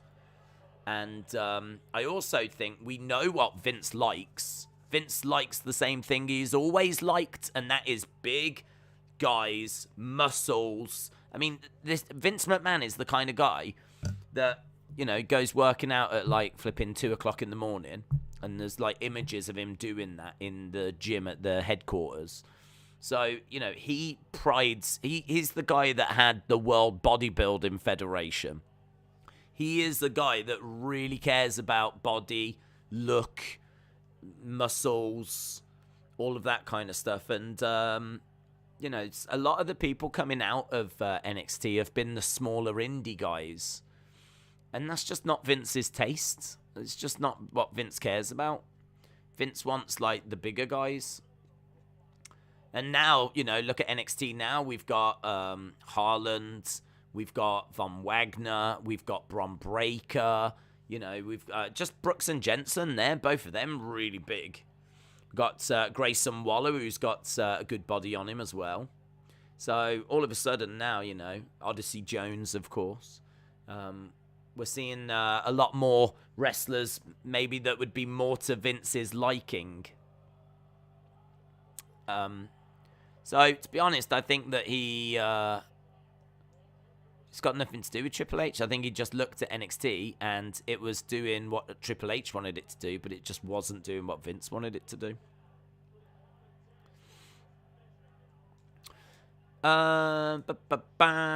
Why does it seem like Russia has gone in unprepared, says Anthony. Right, we are underway with this last man standing match. LA Knight against Grayson Waller. LA Knight is better than Grayson, says Farbda. Dazed, I'm going to print out Putin's face and put it on a punching bag. Fair play. Fair play. I respect that. Kicks coming into the side of the head by Grayson Waller. I saw a video that was released by CNN, and it was Russian families calling up this Ukrainian hotline to try and find out what's happened to their family, basically. They're calling up to try and see what's happened to the soldiers, the Russian soldiers. The Ukrainians have got information about, like, you know, Russian deaths and all this kind of stuff. And they've set up a hotline so the Russians can actually call them and they'll tell them and try and help them to what's happening with the soldiers. Obviously, whilst they're talking to them, trying to find information, they also tell them, you know, the truth about why the war's happening. So it's, you know, it serves a few purposes. But, yeah, they played some of the calls. It's awful. Grayson Waller with a stunner on LA Knight. LA Knight should win this match, says Rye. Eli Drake sounds like a real name. I'm surprised it was a stage name by TNA, says Channel Name. Back elbow by Grayson Waller.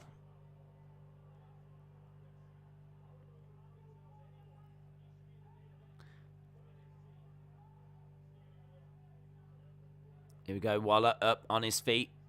Into the corner. Big boot by Waller. Grayson Waller going up top. LA Knight jumps up. Big superplex. Huge superplex by LA Knight. That was big. And some good selling by Waller. Waller's like writhing around in pain there. That was a big, big, big superplex. That was big. If you look at NXT 2.0 now, you can easily say this is Vince's style of wrestling. If you looked at 1.0, that wasn't his style of wrestling. And unfortunately, that's why he let Regal go. Yeah, I still don't get that, though, because I think Regal would have worked with this style as well, surely. I feel like Regal has got I mean, unless he was, like, kicking back and, like, really arguing against this stuff, which, if he did, fair play. Because, you know, there's definitely stuff I miss from the old NXT. So if he did make his feelings known, I respect that. But, I don't know. I mean, ultimately, at the end of the day, I've got to think that Regal would have just gone with whatever they wanted. I think Regal just really enjoyed working with that next wave of talent. So I'm so disappointed that he left, but maybe it just, I don't know, perhaps he was too argumentative behind the scenes or something. I doubt it, but I think it's probably more likely it was just a big clear out, you know, we're going to start again with it type thing. 2.0, let's get this person doing this, let's get this person doing that. And it was just simple as that. But I'm really pleased that he's landed in AEW. It's great. And it's going to be great for AEW. Cody on Twitter has announced the Last Go Big Show is his last. That is interesting, says Anthony. That is interesting. When Knight goes to the main roster, he might become the biggest after Roman, says Channel Name. John said, Vince not keeping Regal around was a mistake, and it might come back to haunt him. Days, does Putin have a chance to stop the war and try to make amends, or has his reputation and destruction caused too many countries to not give Russia a second chance? I think that he has got the opportunity to stop the war. To not give him that opportunity would be a big, big mistake by the West. You've got to allow him a way out. You've always got to allow him a way out. If he feels caged and he doesn't feel like he's got many options, then, you know, he could become even more dangerous and desperate. So you've got to allow him a way out. So I think it's going to be hard for things to go back to as they were, and it might mean that, there's, still bans on Russian oil and all this kind of stuff, but some of the sanctions and things would be lifted. If they stopped now, left the Ukraine, there would have to be a repercussion of some kind. There would have to be. I mean, think of all the people that have died. Like, you can't just ignore, we can't just draw a line under that and just go, no, it's fine. There would have to be some kind of justice served, repercussion served. I don't know if the West would demand that Putin stood down or face war trial or whatever it might be. It could be that it would be something like that. It could be that Russia, all the sanctions could be lifted on Russia if Putin faced a trial for war crimes. I genuinely don't know, because it doesn't feel like we're even close to that conversation. But there would have to be a way out for Russia. There's always got to be a way out for Russia. Otherwise, they'll become backed into a corner and dangerous. But it depends. I mean, the ball is in their court. They can stop this whenever they want. I think Ciampa will win and Bron could go to the main roster, says Vaz.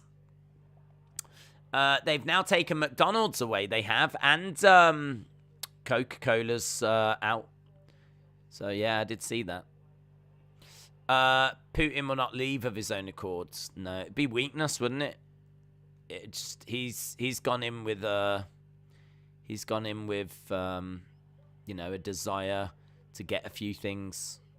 I don't know that he wants the whole of the Ukraine, but I know he wants parts of it. I think he wants those couple of parts that are closest to Russia, and he also wants them to agree to not join NATO. Strike coming in by LA Knight. We're up on a platform. Grayson Waller gets hit and goes flying down, and we've got LA Knight going over to the VIP area. It's a nice shot. That's a good shot. I like that shot of LA Knight like up in the stands. It's a good shot. Sanga is carrying Grayson Waller back to the ring. Chair shot to the back of Sanga. He lost his match, didn't he? Which I thought was a bad mistake. I felt Sanga should have won his match. He had a match a few weeks back. I try not to watch the news. It's just all so bad, says Rai. Microsoft has banned Xboxes from Russia. Have they? WWE have taken the network away, yeah. This war isn't going to end until the one nutter who thinks it's a good idea is gone. Even his generals have doubts. I think it'll be a military coup. That is there's a chance of that. There is a chance of that.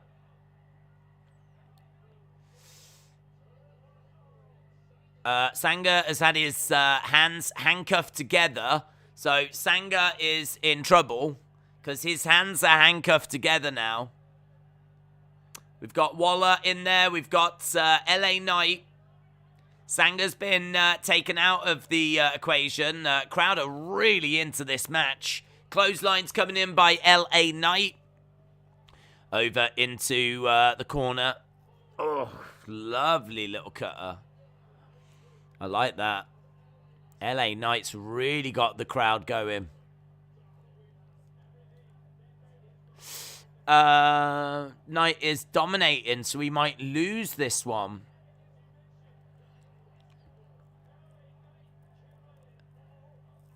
LA Knight back in the corner. Waller getting up to his feet. LA Knight kicks the midsection.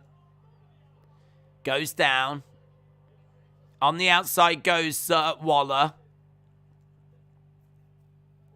Jumps in. Oh, gets caught.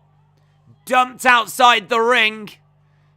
Waller is dumped on the outside and he goes crashing through a table.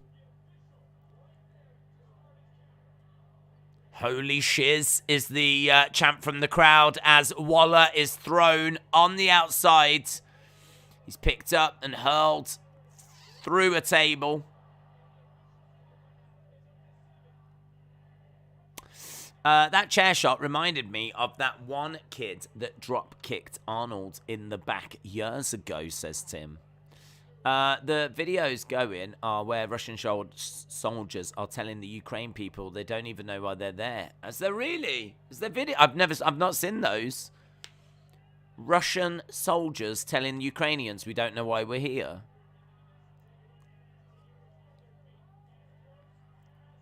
Strike coming in by LA Knight.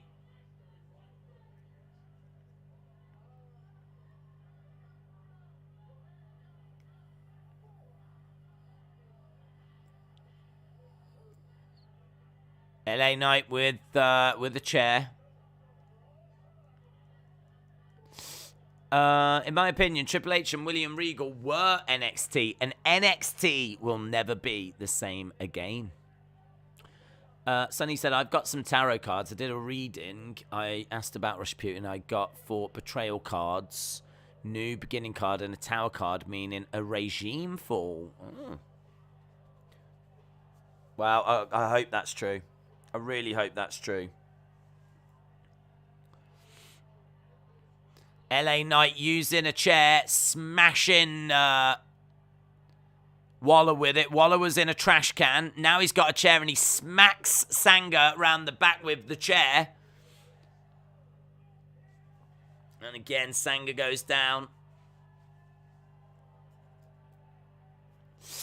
Has there ever been a match that you saw and you thought the match was going to be really terrible, but it ended up being really good?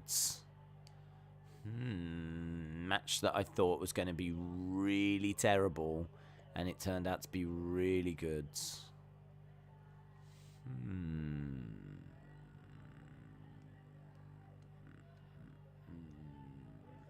A match that I thought would be really terrible, and it turned out to be really good. Do you know, I can't even think of a match that's coming to mind. The first match that comes to mind, and I don't even think I thought it was going to be that terrible, was Ronda's debut at WrestleMania. I didn't think it would be terrible. I just, no way did I think it would be as good as what it was. So, I think Ronda at WrestleMania is the first that comes to mind. Big elbow drop by Grayson Waller. Puts LA Knight through the announce table. Big holy shiz chants as that announce table explodes. Yeah, man, that really just exploded. Yeah, I don't know. I didn't think that would be terrible. I thought it would be fine. I thought that, you know, they'd make her look good, but I didn't expect it to be as great as what it was. It was a lot of people's favorite match from WrestleMania 34, that was. Waller is helped up to his feet by Sanga, and it is Waller that gets the win. So he gets onto Sanga. Sanga stands up, and he rises up with him. It's a good ending, that is. I like that. He didn't even need his own strength to get to his feet. Sanga helped him. Boos by the crowds. Days, if this channel wasn't a thing, do you think you would watch this much wrestling still? Do you know what? Honestly, probably not. I think I definitely would have lost patience with things a few times. I mean, I struggled at times during the pandemic. I really struggled. Without fans, I think that they were going down some wrong roads at times. So there's every chance I might have stepped away for a little bit and just been like, I'll come back when the fans are back. Did you hear analysis say if this gets any worse for Putin, he could launch the nuclear weapons? I don't believe he will. If he does that, he knows that there'll be nuclear weapons coming right back at him. If he launches nuclear weapons at any country, that is such a... That would be it. That'd be it. There's no way anyone would tolerate that.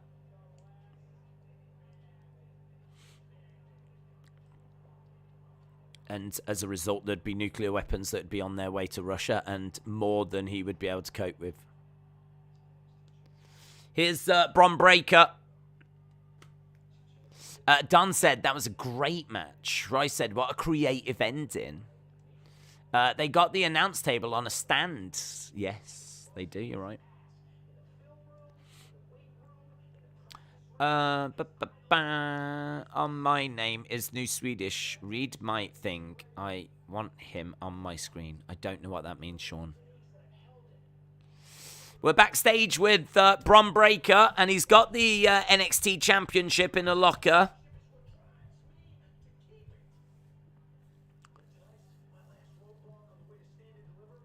If tonight's my last roadblock on the road to Stand and Deliver, so be it. Staring down the camera, here's Kay Lee Ray. We're going to the next women's semi-final for the Dusty Cup. I'm still shocked by that first result. Kay Lee Ray. Io Shirai.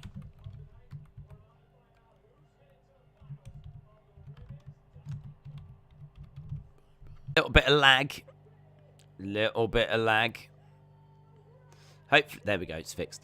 Russia is a massive country. What on earth does Putin want part of the Ukraine for, says Big Time Baxter. Myth2, shout out to you. Happy International Women's Day, says Amin, and to you. They're dropping Cody hints. Announcers are talking about roads, plural, says Anthony. What do you mean? Dusty Rhodes. That's his name. I'm going off to bed, says Hammer Studios. Lance said, last match was cool, but other than that, it's a bit bland. Mutually assured destruction. If you fire off nuclear missiles at a country of nuclear missiles, that country knows within seconds, and it returns fire in short order. Yes. Once for the Port South. Kay Lee Ray. So we are at commercial break. Do you want to get in your halftime scores? What do you think of the show so far? I thought that last match was fun. I thought the first match had its moments. There was a few things didn't like about it, but I liked the result. I was very surprised by the result. The Tiffany match was so-so. Creed Brothers being attacked, I suppose, is interesting, but I did want to see them wrestle today. What are you thinking? Wrestle with Andy said, do you think we'll see Lita again soon, or was Becky her last match? I don't know that it's her last match. I mean, she certainly wasn't saying this was her last match. She was saying she's still got plenty left in her. I know that she might have been saying that just to throw us off the scent.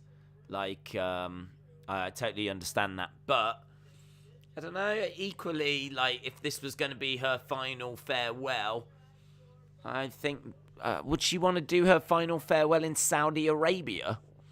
Don't know. I think she's probably got one more in her. I think I could see her. I think she's had a match against, like, Becky, and that was great. That's something to tick off the bucket list, if you will. But I think I could see her doing one more. 7 said erase your mind. 6.5 says Jordan. 5 says Shaquem. Rice says 6.28. Anthony said Daisy's secretly in a bomb shelter. We don't have one. To be honest, we don't have one. 8.12. I know there's a lot of people that do. There's a lot of people that do have some kind of shelter they can go to. We've got this basement, but that's it. And if we had to come down here, well, I mean, it's not going to be very protective. First of all, there's a house above us. And not only that, but also we've got... We haven't got any supplies, so there's no food down here or anything, so... Yeah, it'd be a problem, let's put it that way. Lita could do an AEW thing that she could have before she returned to WWE. 6.8, 6. 6 says Hayden. 7 says Sunny. So we're all at 6s and 7s at the moment by the looks of it. G Money Slayer with a 6.5. 1 Minute Wrestler with a 6. Sean said Lita wants to fight Rhea. That'd be good. And as I said, you know, her last match was in Saudi Arabia. I can't believe that's going to be where it ends for her. So maybe, you know, her against Rhea, do that at a not this WrestleMania, but our WrestleMania or something, or a SummerSlam or something, and you can always have that as a farewell. We are at a Italian restaurant. Here's Tony D'Angelo. He's in his cousin Mike's restaurant. Did Dakota get to kick Raquel in the mouth in the match tonight? She did kick her in the mouth.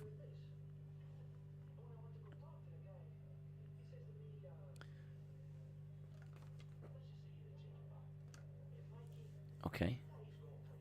Mike is going places.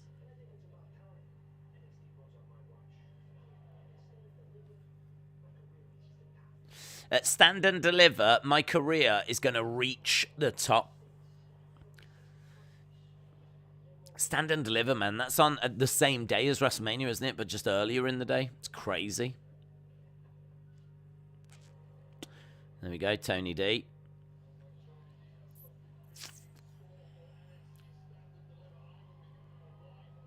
Okay, we've got Kacy and Kayden.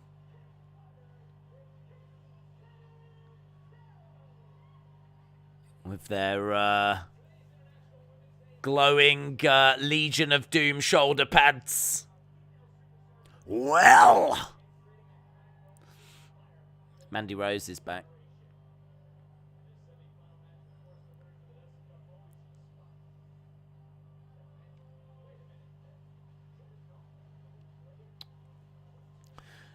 It's Selena and Carmella versus Team Bad versus Liv and Rhea for the tag titles, says Zyke Me. Steve said, do you see Greg Hardy ever fighting for the UFC again as his contract with them had expired? Had it. Dana didn't seem to know after. I think he's probably done, to be honest. I mean, if his contract's expired, I don't think we need to offer him a new one. He's got a great size to him, but it's, I think that was 3 in a row he'd lost now. You know, UFC should be about the best. And there's plenty of fighters coming through, so I would say end of the road. Let him go to Bellator and, you know, try and find his feet again. And if he can't, then it was never meant to be. We've got Kayden in there with Kaylee Ray. Do you think Stone Cold will win against Kevin Owens? Well, at the moment, it's not a match. At the moment, it's just going to be like a segment. So I'm just expecting a stunner.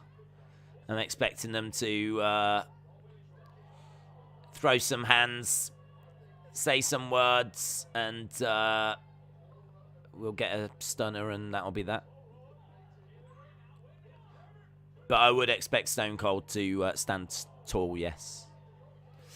I want Tony versus Gunther, says Robin. I am washing my Walmart check. What? I don't understand, Sean. Washing all my gosh Walmart check on my gosh TV iPhone. Well, that's that. I mean, that is crystal clear.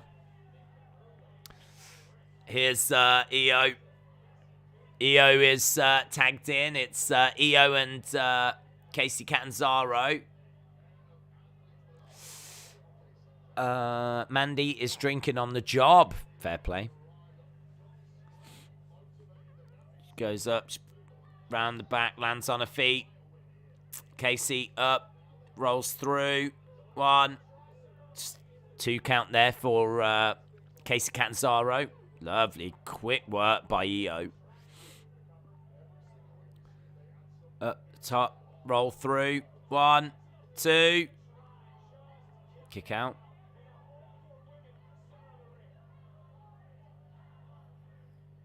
Going over, pushing back, drop kick by Kayden. Kayden goes out the ring.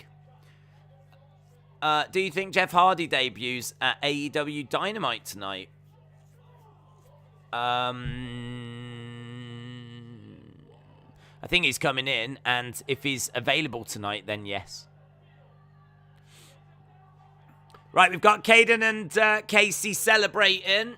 Couple of cross bodies to the outside, and we go to commercial break. In what roundabouts did wrestling start slapping their legs on kicks and whatnot? I don't know exactly when it happened. I think I seem to remember Shawn Michaels doing it, but then he was one of the only ones to do super kicks. Really, I mean, super kick wasn't really a move that you saw all that often. Now it's all the time. I think, to be honest, it kind of came from the indies, and it was just like something that came into wrestling. It does make a nice sound, in all fairness. Like if you do it without, like it doesn't like sound as good as when you kind of do it and you slap your leg. The only problem is some people can't hide it very well. Some people can't do it and actually hide it from the camera. And so it's like really obvious when they do it. It's never something that's really bothered me, to be honest. Whenever I look at the kick, I'm always looking at where the kick lands, and I'm looking at the reaction. I don't really look further down and see like them like slapping their leg. And I think that the sound adds to it, so I wouldn't take the slapping away, but I would keep an eye out if I was running a wrestling promotion to see how obvious it was that they were like just slapping their leg. But yeah, so some of them are not great at doing it, but some are really good. Some can do it really, really well, and you can't even see them slap their leg, but you know they're doing it because you can hear the sound. But I think the sound does add to it. Ring of Honor started leg slapping, says Anthony. Are you a Thiago Santos fan? Sure. Are you a Thiago Santos fan, Hazib? It's not a name I was expecting to get mentioned tonight.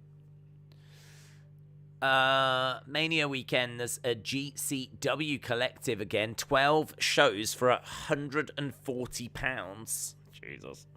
140 quid. I mean, for 12 shows, I'd say that's probably not bad, but still, £140 is a big outlay, isn't it? Kevin Owens is a hater. He doesn't like the city of Texas.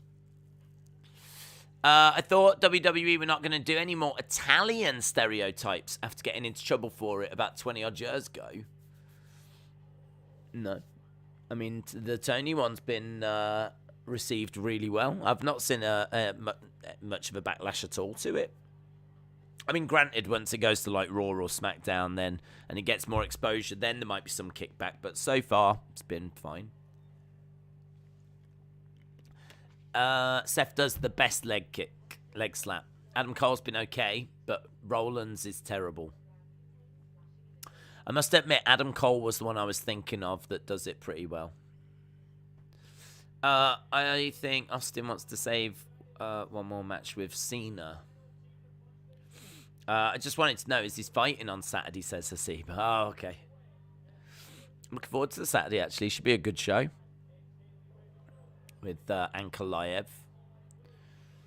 Enzo was a walking Italian stereotype, says Jordan. We're back from commercial break. We've had 663 votes. 663 votes is where we're at. Kayden planting EO. EO down, holding onto her neck. As Kayden's trying to roll over and tag in Kacy Catanzaro. Winner will go forward to face Wendy Choo or... Here we go, strikes coming in.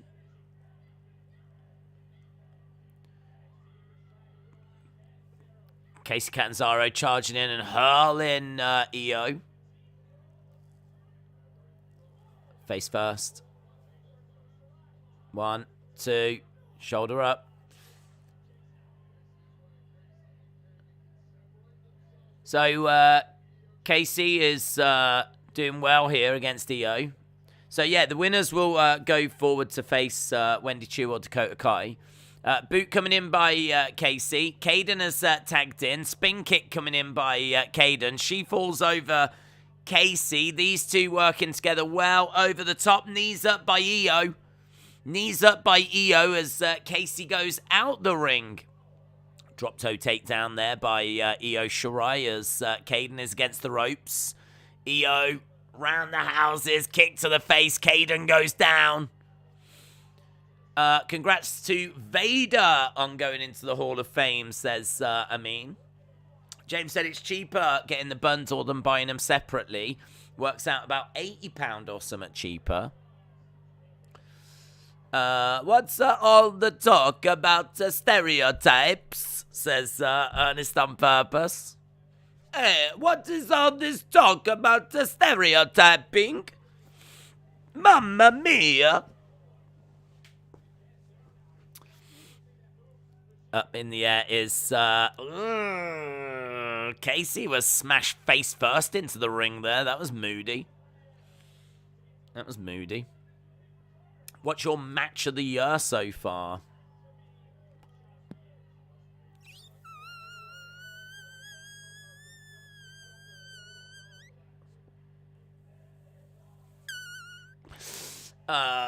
Match of the year so far.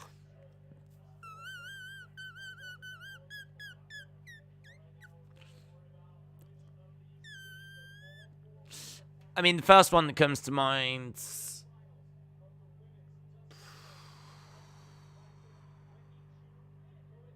I mean, Roman Seth comes to mind. Seth, I thought it was a good match, and I love Seth in the Shield attire. Was that better than the Women's Rumble? Women's Rumble was decent. Men's Rumble was awful. The Brock match against Bobby was obviously just really outside interference. Can't say I've really seen anything on... I mean, the Women's Gauntlet was okay. That happened a few weeks back, and that had Rhea Ripley looking amazing in it, but she ended up just losing. Reverse Rana. They're going over for the pin on Kaylee Ray. 1, 2. Oh, EO makes the save. EO makes the save. I'm trying to think if there was anything. Has there been anything in... I don't think there's been anything in NXT that's really blown my mind. Not that I can think of. I wouldn't say anything from Revolution was the best. Nothing at Revolution for me was 5 stars, but there was some very good matches on it. Danielson and Hangman. Was that this year? Was that this year, or was that the end of last year? If it is Danielson Hangman, I don't know why I thought that was last year. If it was Danielson Hangman this year, then I would go with that. The second one. EO going up. She's looking for a moonsault. Comes crashing down on Kacy, and she gets it. She gets it. Did you botch the dive on the Seth figure when the dress was broken, Fell? Yes, because that was not meant to happen. I at no point had any plans to trash that bookshelf of mine. I mean, it was a book. It was a bookshelf that I used. So yeah, it was botched. Botched. Dakota Kai and Wendy Choo against Io Shirai and Kaylee Ray. Would never have picked that in a month of Sundays. So Io and Kaylee Ray victorious. Here's Cora Jade. Cora Jade launching herself at Mandy Rose.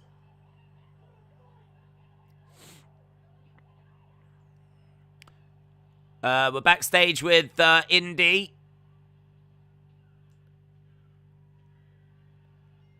Indi's rewatching them getting eliminated from the Dusty Rhodes Classic. Persia's with Duke Hudson.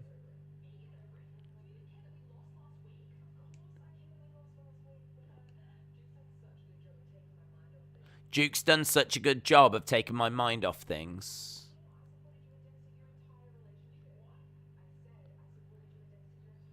There's a bit of tension here, isn't there, between Persia and Indi?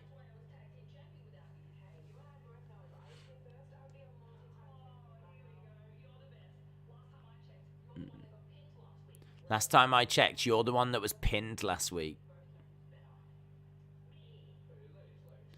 Okay, so these two are arguing. It could be interesting. Could lead to something interesting. Yeah. Shut up. Okay. Let's find out who the better woman is once and for all.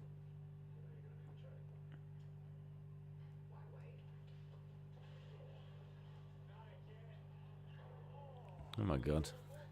They're really going at it. Right, MSK. Last night's Raw's tag match should be a match of the year contender, says Anthony. James said Ukraine is second on the Paralympics medal table with 17 medals, 6 gold, 7 silver, 4 bronze.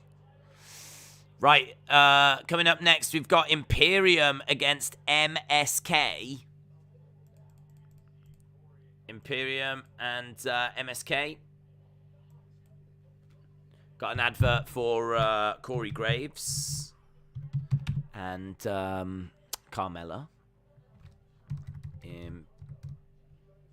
Imperium versus MSK. Brandon's throwing up. Kojiko said, what are the strongest days of the week? Saturday and Sunday. All the others are weak days. Gross, says Retribution.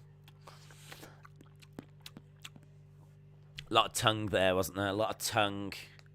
It's very intense. It's very sexual. That is not PG, says Rye. Wade Barrett on commentary, says Harley. Is he? I have turned down, so I can't hear him, to be honest. Is he making you cry? CM Punk should stick with that old Ring of Honor theme and the old style gear. I'm getting kind of sick of Cult of Personality, but I do love CM Punk, says Root Beer Floats. Retribution said, stop soft porn WWE again. Larry said, I still say Imperium took out the Creed brothers. Excellence of execution with a...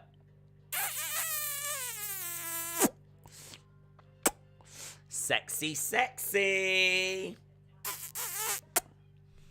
I wonder, can we find like a picture of them two kissing, do we think? You've got to give people what they want.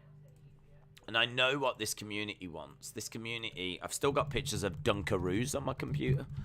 Persia and Duke kissing. God only knows what's going to come back here. Persia and Duke having a real...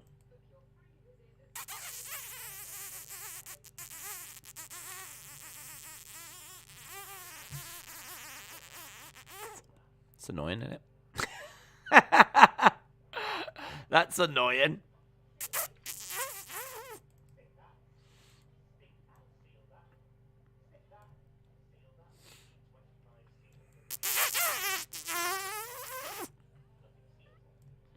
I don't want to wait for our lives to be over, 'cause when they're over, everything is over. I don't want to wait for our lives to be over.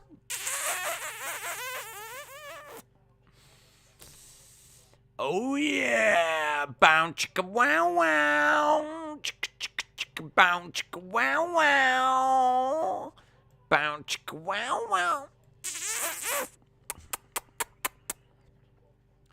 Oh, Duke, I love you. We are lagging. The kissing has... Guys, the kissing has made it lag. No more talking about the kissing, please. The heat froze the stream. You should put that as the background. Yeah, you got to give people what they want. Got to give people what they want.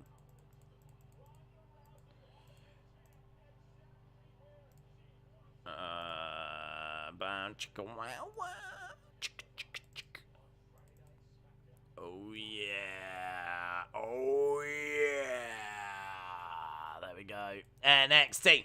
NXT. NXT. NXT. NXT. Can I kiss Duke?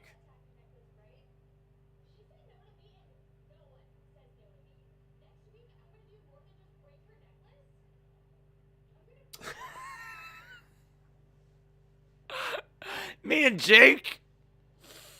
Me and Duke. Oh, yeah. Guys, I'm in a relationship with Duke. We are back from commercial break. We are back. Kind of said, if only that was you.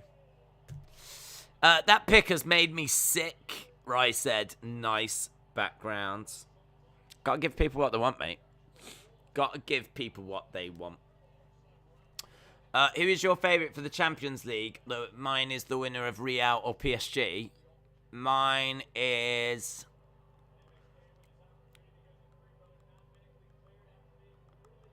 Bayern.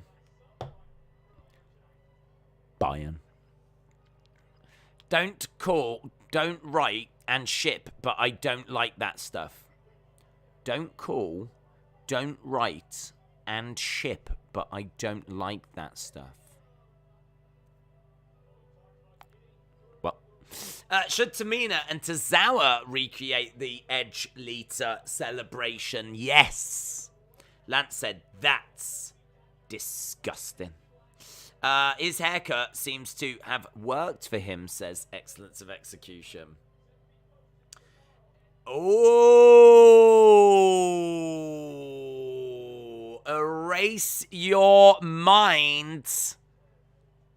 Everyone, please draw your attention to erase your minds comment.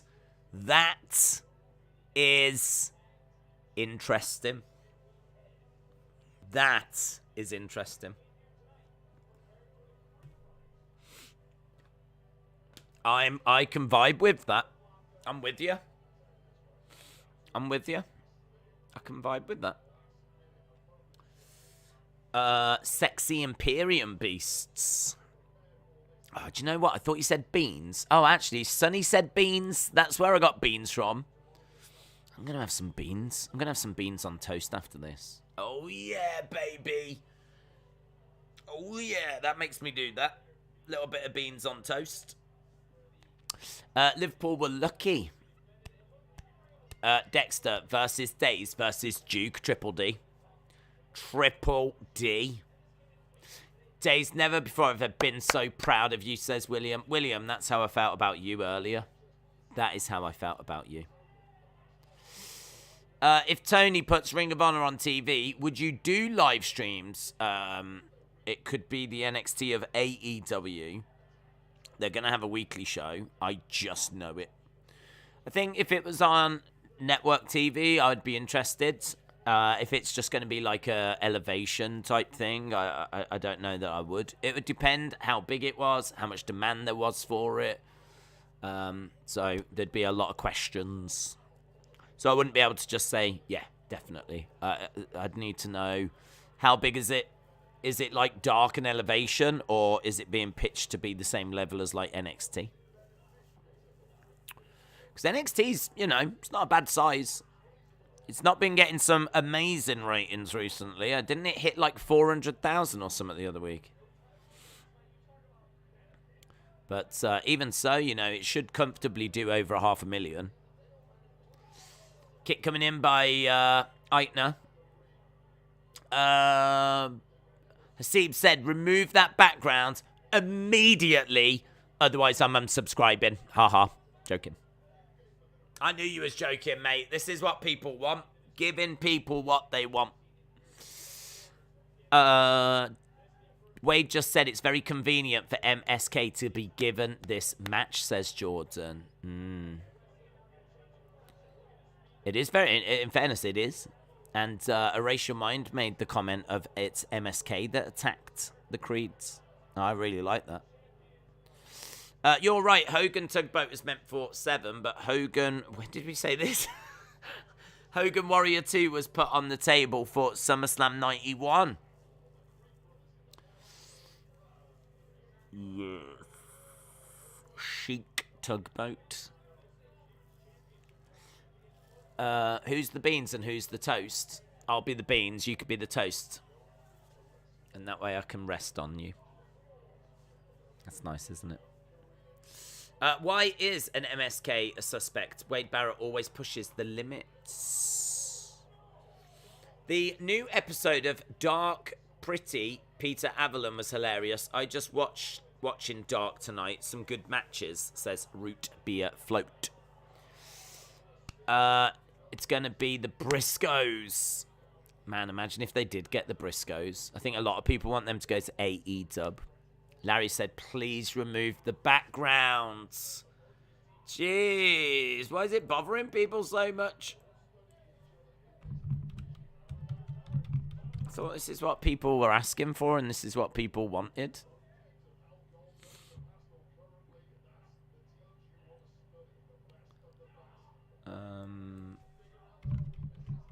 I wonder if there's another car boot picture I can find.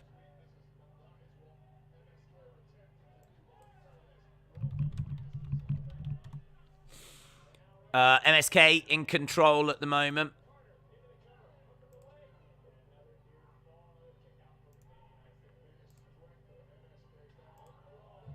Okay. I'll change it. Change it. People aren't happy with the background. I do want to get stuck into the match, so I don't want to mess around. There we go. Got that one instead. Right, we've got Aichner in the ring. Kick coming in by Bartel. And it's great work so far by Imperium. So, Imperium in control. Strikes coming in. We got about 20-odd minutes to go. Big knee strike there by Nash Carter.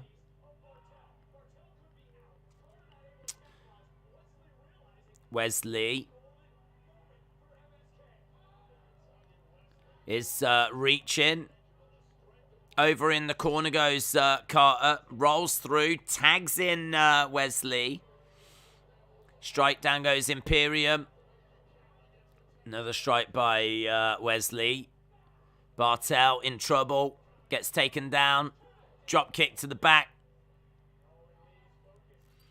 Lee running round. Big strike. Nice kick. Lee. Moonsault. Ooh, gets caught. I've enjoyed the live stream of Impact. I would like to see you do that again, says channel name. The name of this channel isn't Porn Days. Not yet.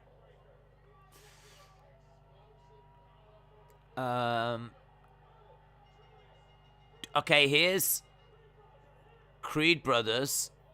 They're beating up everyone. Creed Brothers are beating up everyone. Oh my god, some of these suplexes are horrible. Some of these belly-to-belly suplexes are horrific.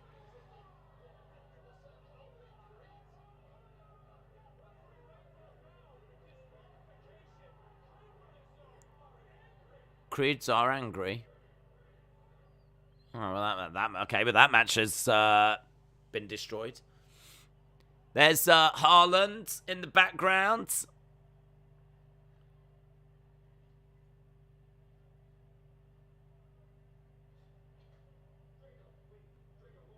Draco. We come in peace.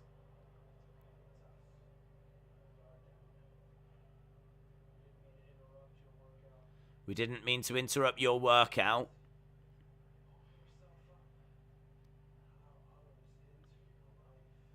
Haaland's got an incredible look, hasn't he? Imagine Haaland is the one that just starts destroying everyone and we need some babyface to stand up to Haaland.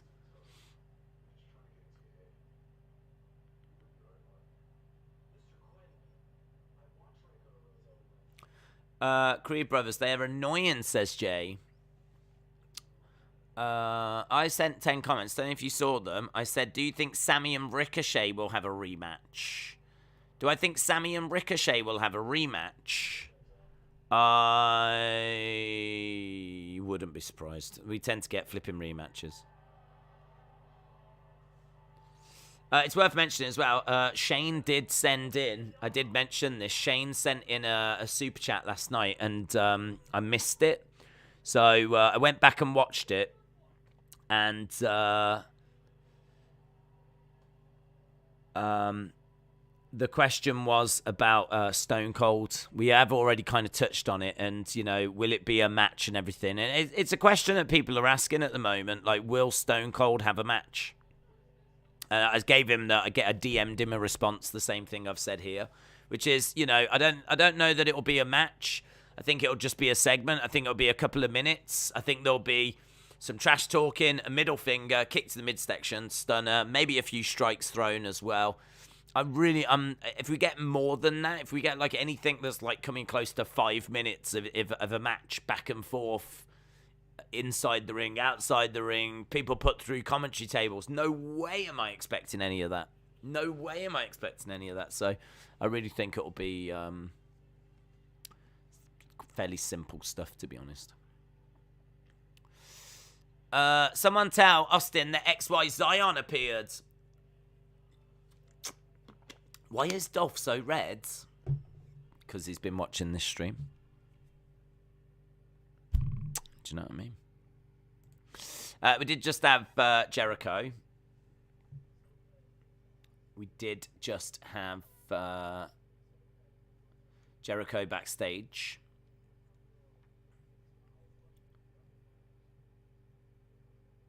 I do just have like loads of pictures of people kissing, which is a problem, really. I don't really want that on my computer. I'm going to change this one last time. That'll do, actually. We could probably, maybe we'll just keep it that big. We might just keep it like that. Feels about right. These pictures are always so big. Woo! There we go. It's time for the main event of the evening. It is indeed. It's time!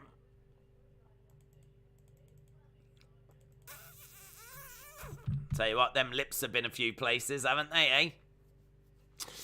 I popped a little when I saw XY Zion Quinn. Finally, he's back in NXT. Rick the Perv. Listen, Ric Flair doing what Ric Flair does best. Yeah, a lot of people think that he's a wrestler. There are a lot of ladies out there that need loving. And Ric Flair was put on this earth to do exactly that. You should put Cody and Brandy kissing. Ugh, even I've got standards. Oh, even I've got standards. Even I draw a line. How many lips does a flower have? 2 lips. Lance said that is just unsettling. I think it's also pervy that there's a cameraman there as well. Again, very normal for Ric Flair, I would imagine. Ric Flair, whenever he's getting intimate with the ladies, probably does have a professional cameraman around. I mean, this really does feel like the start of something quite sinister. I'm not going to lie. And I love the fact I'm in the middle of it. It's exactly where I hoped I would be. Me in the middle of this wonderful moment that is being filmed. And there's probably this many people around as well, and he's also loving the ladies. Ric Flair living that rock star life. You should put up when Mickey kissed Trish, says Larry. No, that'd be pervy. That would be pervy. This is Daisy's kiss cam. Yeah. If any out there want to send in video clip of... No, I'll stop there. I was going to say, like, we could have, like, community members kissing each other. But first of all, I don't know how that would work. And also, I definitely don't want those videos. So let's definitely not explore that anymore. Because that's a kiss cam, isn't it? When you go into the crowd and then they're sat there and then they're like kissing each other. A community kiss cam would mean you lot kissing each other. I think Austin would be up for it, though. If anyone wants to give Austin a little kiss, I think he'll give you your address. He'll tell you where you can find him straight away.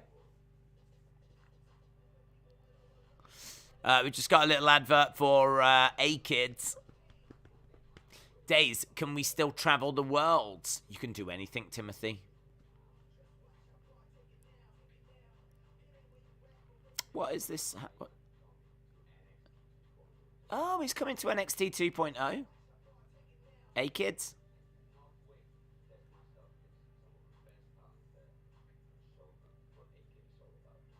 I'm going to show them what A-Kids is all about. Here is jacket time.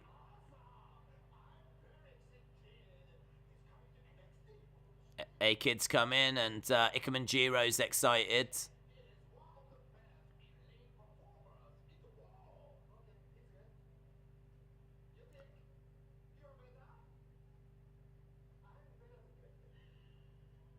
Ikemen Jiro.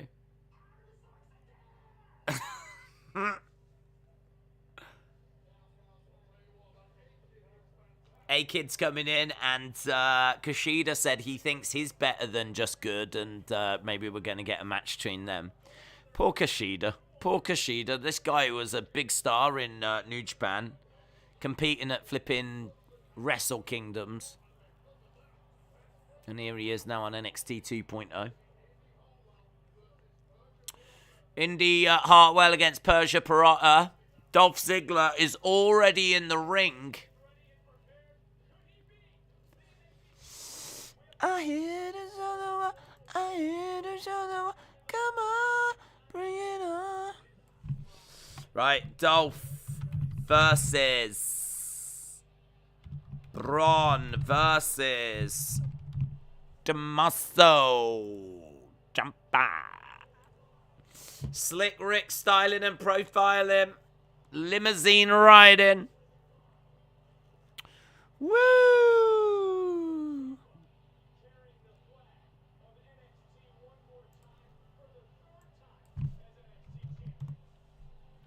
Right, Tommaso.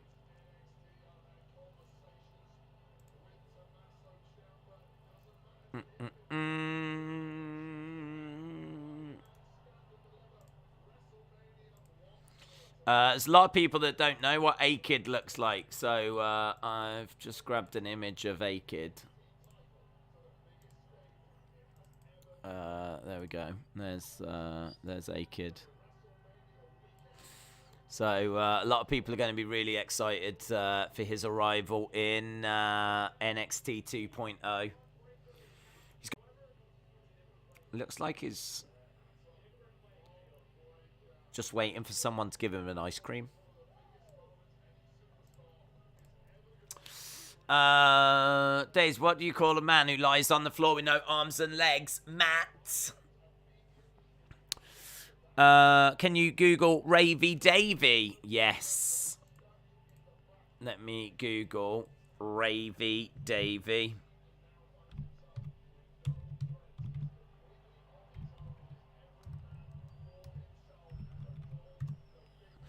In fairness, I did say did say to Edward that we would look at Ravy Davy. Is there a good...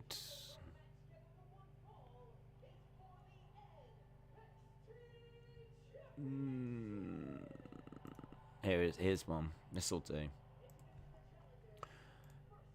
This is a guy that's really big in ICW. You think he's going to come into NXT UK, don't you? This is Ravy Davy, and he's got like a rave gimmick, like a party gimmick. Here's him in one of his promos as he's just about to spin the decks. So there's Ravy Davy.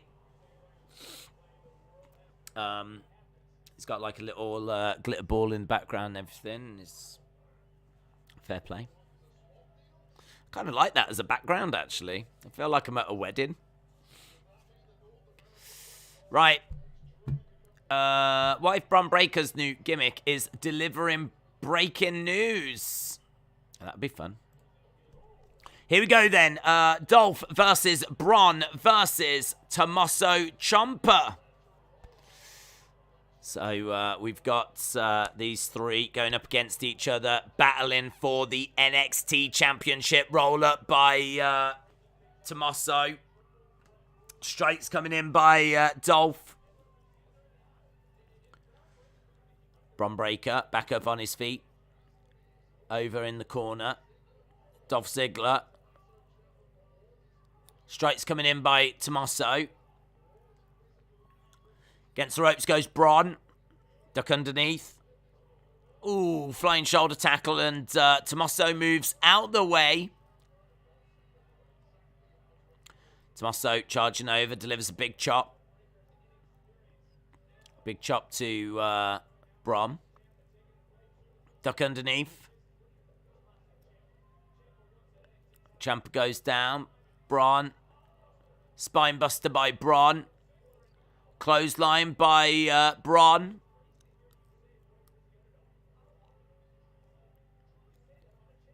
We've got Bron has got Tommaso and he's got Dolph.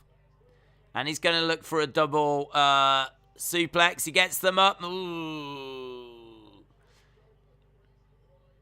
I mean, Dolph went over first and then Ciampa went over after. That looks like Ravy Davy, although this is my first time seeing him, and I know that Days wouldn't lie. No, that's him, yeah. That's him.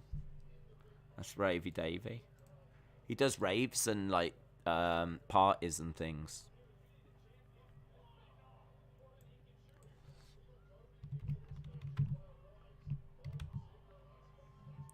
Big boot.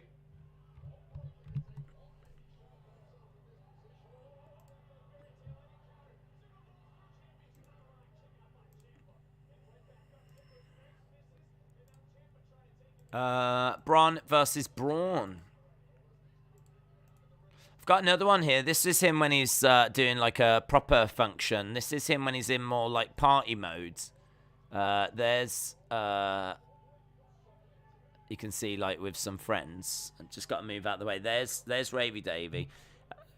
I think that there's a few of them here actually. He's a bit like No Way Jose. So there he is. It is. He looks good. I need to move out the way so you can enjoy it. Tommaso going over the top, comes crashing down onto Bron Breakker. Tommaso on the edge of the ring, patting himself on the back. Tommaso in a very good place in this match. That's the kind of place where we would go to commercial break, but we haven't. We haven't gone to commercial break. We've had 760 votes. 760 votes. Dave said, I was Ravy Davy before I came Dave in real life. Right, we've had 59% of people think Bron's winning this. 28% of people think Dolph. And 11% think Tommaso Ciampa. Shauna said it looks like Adam Rose. Is that you hiding in the background? Yep. Right there. That's me with a moustache. Everyone's down. Ciampa's gonna kill him. Ciampa's gonna kill him. Are those the Rosebuds? Those are the Rosebuds. We've got Ravy Davy, Hulk Hogan, and the Rosebuds. Bailey, Ravy Davy, Hogan, Bailey, and Rosebuds. And me with the moustache. Will Cody come back at WrestleMania? Yes. Hi, Days. Hi, handball fan. Big Show and Dustin Rhodes, a.k.a. Goldust, go into the Hall of Fame, right or not? Because they've never been inducted. They deserve to go in, but not whilst they're with AEW. Do you want to see Finn versus Ricochet champion versus champion someday? I mean, well, you probably would. You see it at Survivor Series? If I'm not really too bothered, to be honest. I can't say that's a match that really does it for me. I think it could, but I just wouldn't have any confidence that WWE would give us the match that we would want. It probably wouldn't get the time it deserves. You know, if it was done at pay-per-view and it had a good build and it was about trying to find out who is the best, then, you know, I'd be down for it. If it was in AEW, I think it would be done very well, but I just don't know if WWE would let them do what they need to do. If it was in AEW or NXT on a takeover, NXT takeover, it would be fire. WWE main roster, just don't know. Because that could be a banger. But I just don't know if it'd get the time. Or the build. Becky used to be a Rosebuds. I've tweeted you a picture of what the real Ravy Davy looks. I'm so sick of this. All we keep doing is getting like pictures. Where have you tweeted it to me?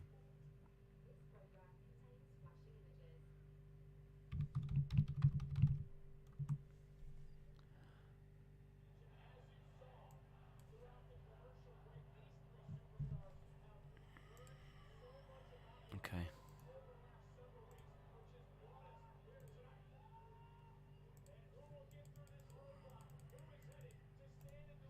All right, last one, because we are running out of time, and actually we're about to go into the overrun, but this is what Edward sent through.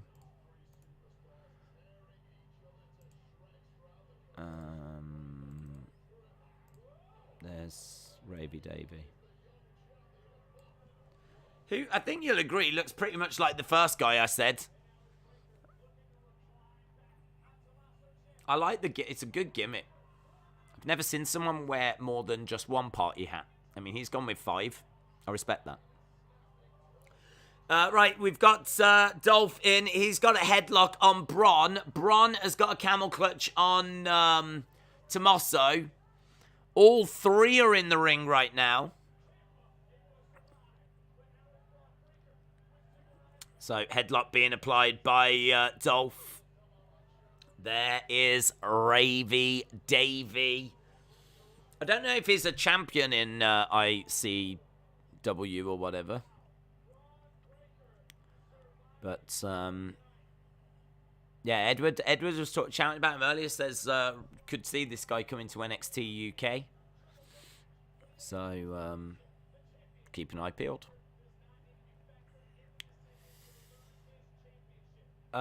Is that Adam Pacitti? Yes. Adam Pacitti is Ravy Davy. Yes. Good spot. It is Adam Pacitti. Yeah. Saray against Tiffany Stratton next week. Did you get a lot of fantasy points off the Lewandowski hat trick? I did. I just didn't captain him. I switched it last minute to Salah. But Thankfully, that was Champions League fantasy, not Premier League fantasy. Because my Champions League ones have not been brilliant anyway. No one came to the party, so he's wearing all the hats. All the hats. 5 hats Ravy Davy is what they call him.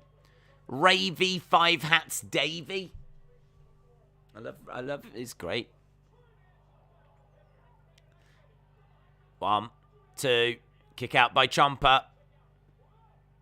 That's what I did. I regret making Salah captain, says Austin.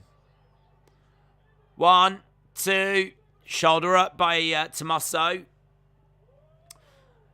Yeah, I switched it last minute. That was Brock Lesnar guy, wasn't it? Isn't that the guy that's famous for like going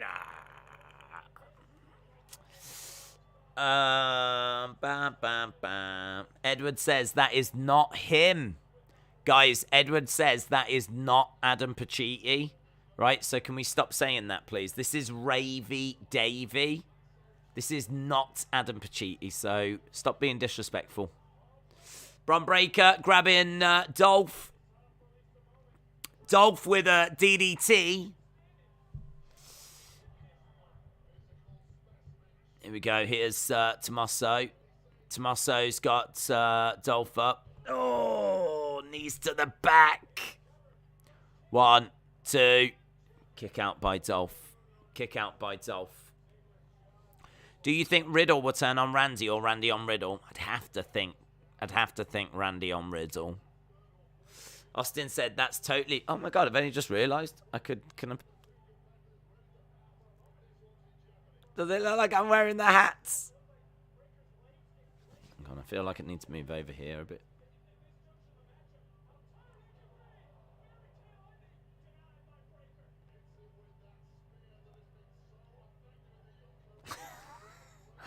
Brock Lesnar guy was also at Revolution.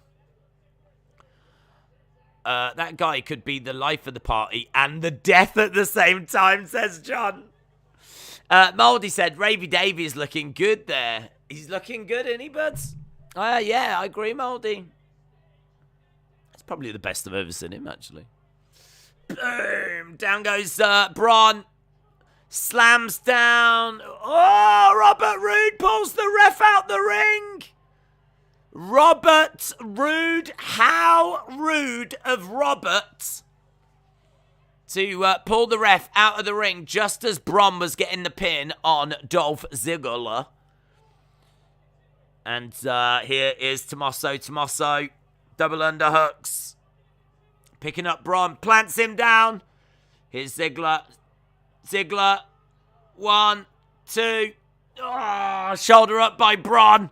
Shoulder up by Bron. Wow. That's good. That's fun. Out the ring goes Dolph Ziggler. Dolph Ziggler is out the ring. Here's Tommaso. Super kick by Dolph.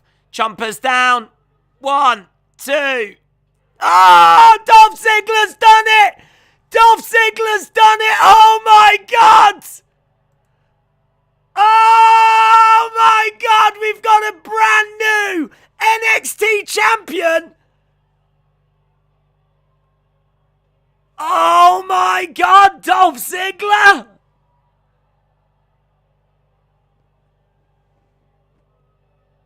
Oh, there's boos. There's people that have got their hands on their heads.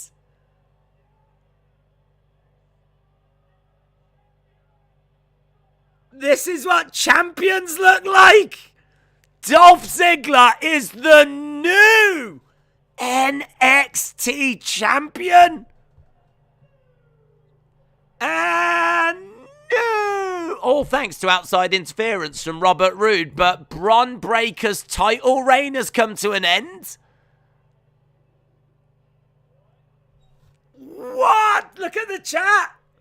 Oh my God. Oh my God. Oh man, that is huge. That is huge. That is huge. Dolph Ziggler. Dolph Ziggler. I'm really pleased for him, and maybe they've done it as a way to, you know, just keep him around a little bit longer. I'm sure he will drop it at Stand and Deliver, but that will reverberate around the wrestling community tonight. New NXT champion, the king of NXT, is Dolph Ziggler. How insane is that? How insane is that? It's insane. Dolph Ziggler wins.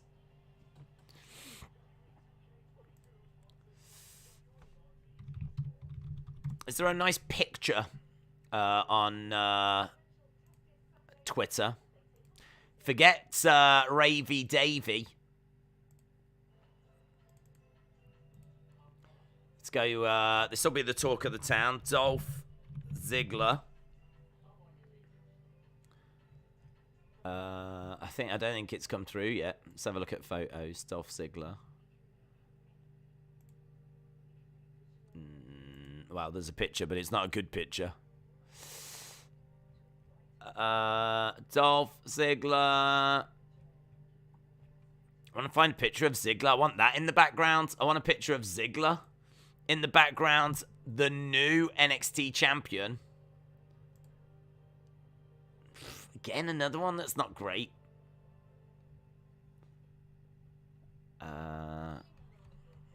Dolph Ziggler. It's crazy, isn't it? It's crazy. Dolph Ziggler, the brand new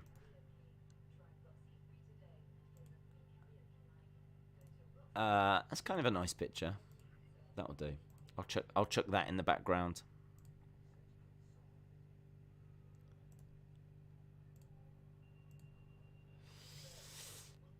Right, I've just got to get rid of Ravy Davy. Bravo, WWE. I'm here to show the world. I'm here to show the world. Come on, bring it on. That'll do. I think that says everything, doesn't it, guys? God, what else do you want? I feel like we've got everything covered there. Yeah, right, okay. Let me go to the thing and we'll get a poll up and running.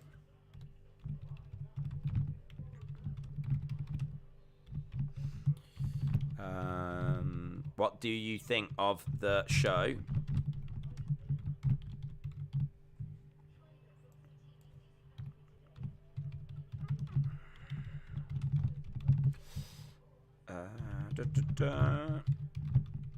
Okay.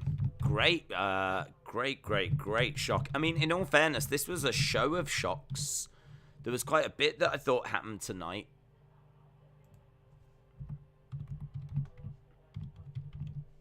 That I wasn't expecting.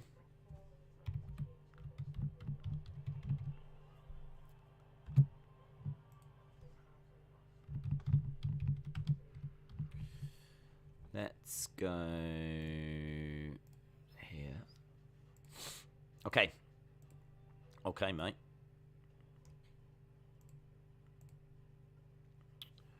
Do.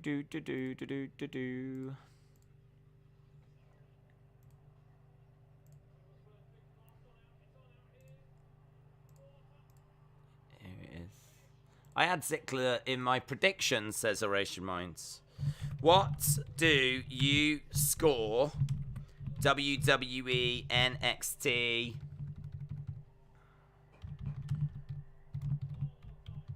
Roadblock? 8 to 10. 7 to 7, 7, 5. 6 to 6, 7, 5. 5, 7, 5, or below. There we go. We've got the poll up, so feel free to vote in the poll. Might actually just make this bit smaller. I mean, I don't know about you. I miss Ravy Davy. I really do. I miss Ravy Davy. Big part of this community now, Ravy. There we go. New champion, Dolph Ziggler. I'm here to show the world. I'm here to show the world. I found a better picture. Oh, did you? Thank you. Scrambling around in the dirt. I am. Oh, that is better, Shauna. That is better. Shauna, respect. Right, we are get your vote in. We are getting people's votes in.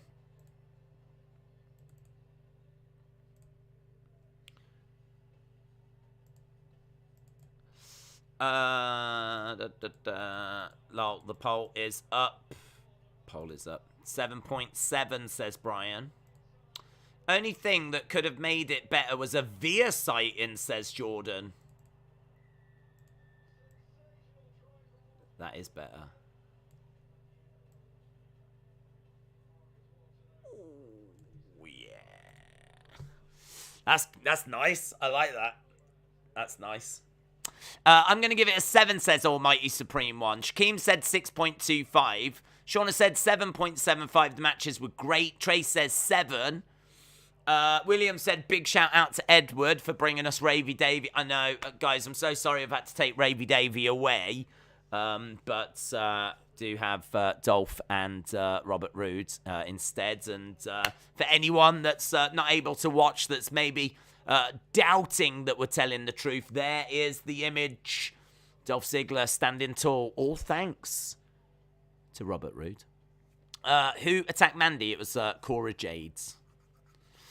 Aaron, good night. 1987 big fan says 6.5. Great, a good one said trash. Connor with a 7. Larry with a 9.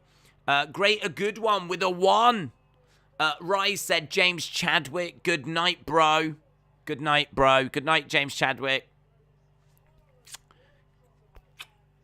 Sonny says good night to James Chadwick as well. It struggled right at the end of the show, though. If it had struggled earlier, that would have sucked. But we pretty much got through the show, but just got smashed with some horrible lag at the end. Horrible lag. So, yeah, that sucks. Cliff said, how is this good? A guy that's been a jobber for years is becoming the champion of a show instead of elevating new talent for the future, says Cliff. Guys, Cliff wants to know, how is this good? How are you going to defend that? You're not. That's the answer. You're not. Hayden says 7.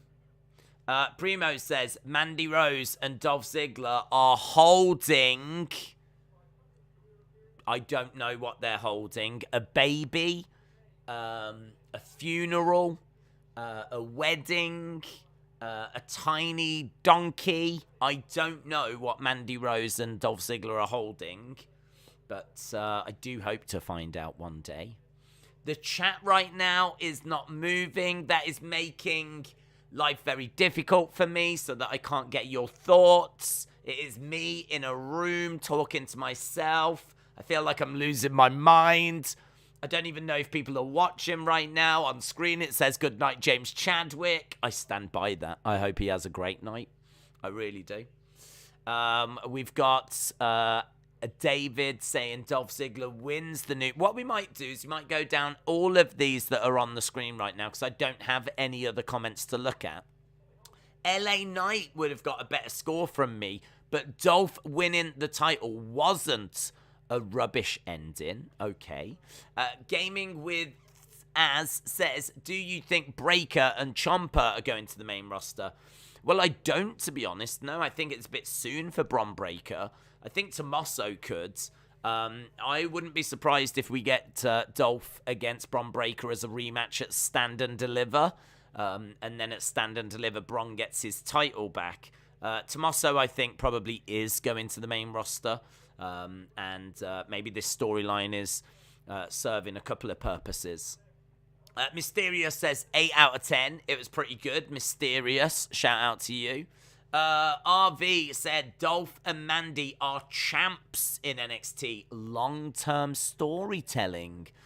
Daniel says, get Ravy Davey back up. What a guy. Listen, all I'm going to say is when we had Ravy Davey, there was a chat, and the chat was moving. Once Ravy Davey has gone, the party has gone, right? Once Ravy Davey left, all the fun left, and the lag came. As soon as I took Ravy Davey away, the lag came. And now look at me. I'm a man on my own, basically talking to myself with no chat. And we're just doing what we can right now. We are drowning. I am drowning right now. And I don't even know if I'm live. Legend Killer says 7 out of 10. Lance says Via is not real. Okay. Lance under the impression that Via is some kind of virtual reality designed creature. Could be true until I see him with my own eyes. And in all fairness, I never have. But I have seen him wrestle before because he was around for quite a while. If you remember, he was around a lot with like Jinder and Shanky.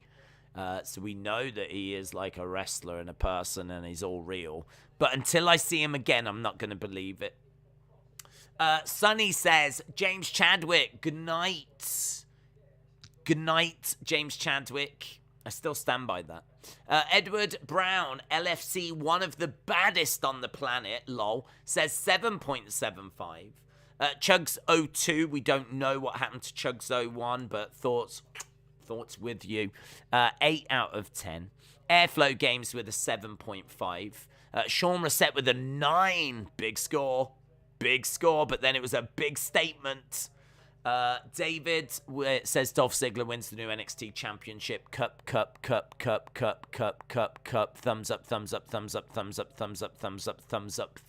up. And I do agree with all of those. Are there more cups than thumbs up? I'm going to count them right now. 1, 2, 3, 4, 5, 6, 7. There's 8 cups. 1, 2, 3, 4, 5, 6, 7, 8 thumbs up. It's a draw. In the epic battle of cups versus thumbs up, it is an 8-8 draw. That is big. An 8-8 draw from David Adams. Cliff Beavers, again, we're coming back to this point. How is this good? Cliff still wants an answer. How is this good? A guy who has been a jobber for years has now become the champion of this show, and instead of elevating a new talent for the future, he's basically buried one. He's buried now. It's over for Bron Breakker. He's dead. It's over. All that momentum gone. Might as well throw him in the bin. Might as well get a giant bin and chuck Bron Breakker into it. Zachary says, night, everyone. Night, Zachary. Good night to you. Hayden with a 7. And then we're down to Primo, who says, Mandy Rose and Dolph Ziggler are holding. I still don't know what they're holding. A seance. They're holding someone hostage. They're holding each other's boobs. I don't know. I can tell you that we've had 158 votes. And that was 2 minutes ago, but that's a lie, because I feel like I've been talking for about 5 or 6 minutes already. So I think what's happened is there's definitely some freezage. So let's have a look. What we're going to do is we're going to try our damnedest here. We're going to try and unfreeze the chat and see if we can maybe inspire it back to life. That would be great. That would be great. Let's go. I don't know how to do it. Oh. Come on, I can do this. Come on, believe in yourself. Boom. I've got rid of we've got the memories still, guys. We've got the memories. So we've got that, and let's go back again. Here we go. Reload the codes. Yeah! Come on. Lovely. Cliff Beaver said, I've annoyed Days. You haven't annoyed me at all. I'm pleased that we've got people back. Dolph has literally been putting over some new talent, says Nando. In all fairness to Cliff, it did freeze when his comment was on screen. So, you know, Cliff's first reaction is Dolph has won. Why? This doesn't make any sense. I would counter by saying that I think it's going to lead to him dropping it basically to Bron, and then Bron will get a big win on a big stage against Dolph Ziggler, showing that he's actually, you know, one-on-one when there's no Robert Roode and no cheating involved. Even with Dolph Ziggler, they're on like a level playing field, and that will happen at probably Stand and Deliver. So I'm all right with it, to be honest. I'm all right with it. The chat in black is not moving. Cliff said, I'm not trolling. I just genuinely don't get the booking. That's Cliff. That is fine. You do not have to explain yourself, young man or woman. I don't know what sex a Cliff Beaver is, to be honest. But you do not have to explain yourself, sir or madam. Or other. I don't know. We live in a different world now. Kevin says, only Vince could bury an entire NXT roster in one night. Vince. Woo! Buried a whole roster in one night. Yeah! Vince.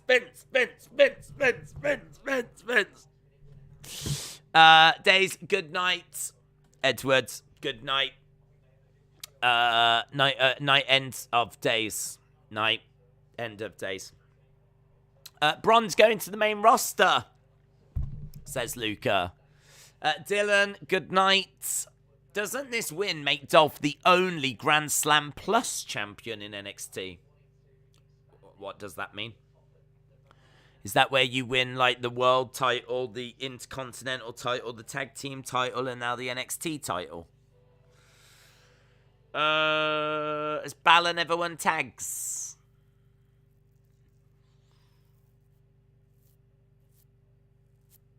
It might do. What about Big E? Yeah, I want to go big! Big E's won the Intercontinental. He's won WWE. He's won tags with New Day, and he was the second NXT champion. Don't know, mate. What is a Cliff Beaver? I don't know. It's the best possible outcome, says Herb. So Bron to the main roster now. I think it's too soon. I think this is, honestly, I think they've given it to Dolph so that he can then drop it back to Bron at Stand and Deliver. I think I agree. Okay, was it Erase Your Mind that said it earlier? That, you know, it could be given to Dolph. I can't remember who said it earlier. Someone said it earlier, definitely. All the credit to them. I thought it was a no-brainer that Bron would just retain. Did not see this coming. Dolph Ziggler has got I would say a shiny belt, but it looks a bit dull there, in all fairness. Cliff is a 36-year-old divorced father of two, discovering as a cook at Denny's breakfast restaurant. Wow, that's a real insight. Okay. You can't do that. You can't do that. I'm going. Good night. Good night. Big E didn't win US. Do you have to win Intercontinental US? I mean, I don't know. What are the parameters? A Grand Slam champion, I thought, used to be tag, mid-card, main belt. What the hell is a mid? I don't know what a Grand Slam Plus is and all this kind of stuff. What does it mean if you win one world title, one mid-card title, and one set of tag titles? What does it mean if you win both tag titles, both mid-card titles, both world titles? What is it called if you win the WWE, the Universal, the US, the Intercontinental, the Raw tag team, the SmackDown tag team, and NXT, and North American, and NXT? I don't know. I don't know what you call all these things. I don't know what you call them.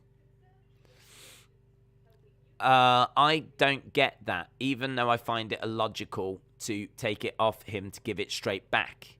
Well, I think he got cheated. I mean, the fact of the matter is he was cheated out of it tonight thanks to Robert Roode. So I don't know that it makes Bron look weak, but what it does do is it puts the belt onto a heel Dolph Ziggler, which they can use over the next, 4 weeks or so to keep him on the show, have him do promos. Don't forget, this will be a big talking point that will go around. Like, the whole wrestling community will be talking about the fact Dolph Ziggler's now NXT champion, and he's now, part of that NXT champion's lineage. When you go back through the history now with your Balors, your Samoa Joes, your Adam Coles, now you got to add Dolph Ziggler to it. So, I mean, it'll divide opinion and everything, but there's no denying it's a talking point. And I think that for that, they're trying whatever they can to try and get people to tune into this show. They've just set off a little bomb that's gone off tonight that will get everyone talking.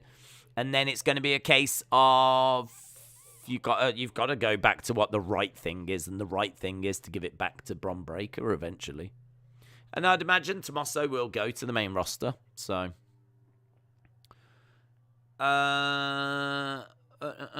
it becomes an Ultra Mega Super Grand Slam champion. Ultra Mega Super Grand Slam champion. Oh, yeah. I'd watch that cartoon. I would watch that. Super Grand Slam. Grand Slam is a great breakfast at Denny's. Nice. Cliff Beaver says, wow, really? That is just insulting. It's IHOP, not Denny's. Show some respect. Timothy said, if you win all the belts, you're a certified G.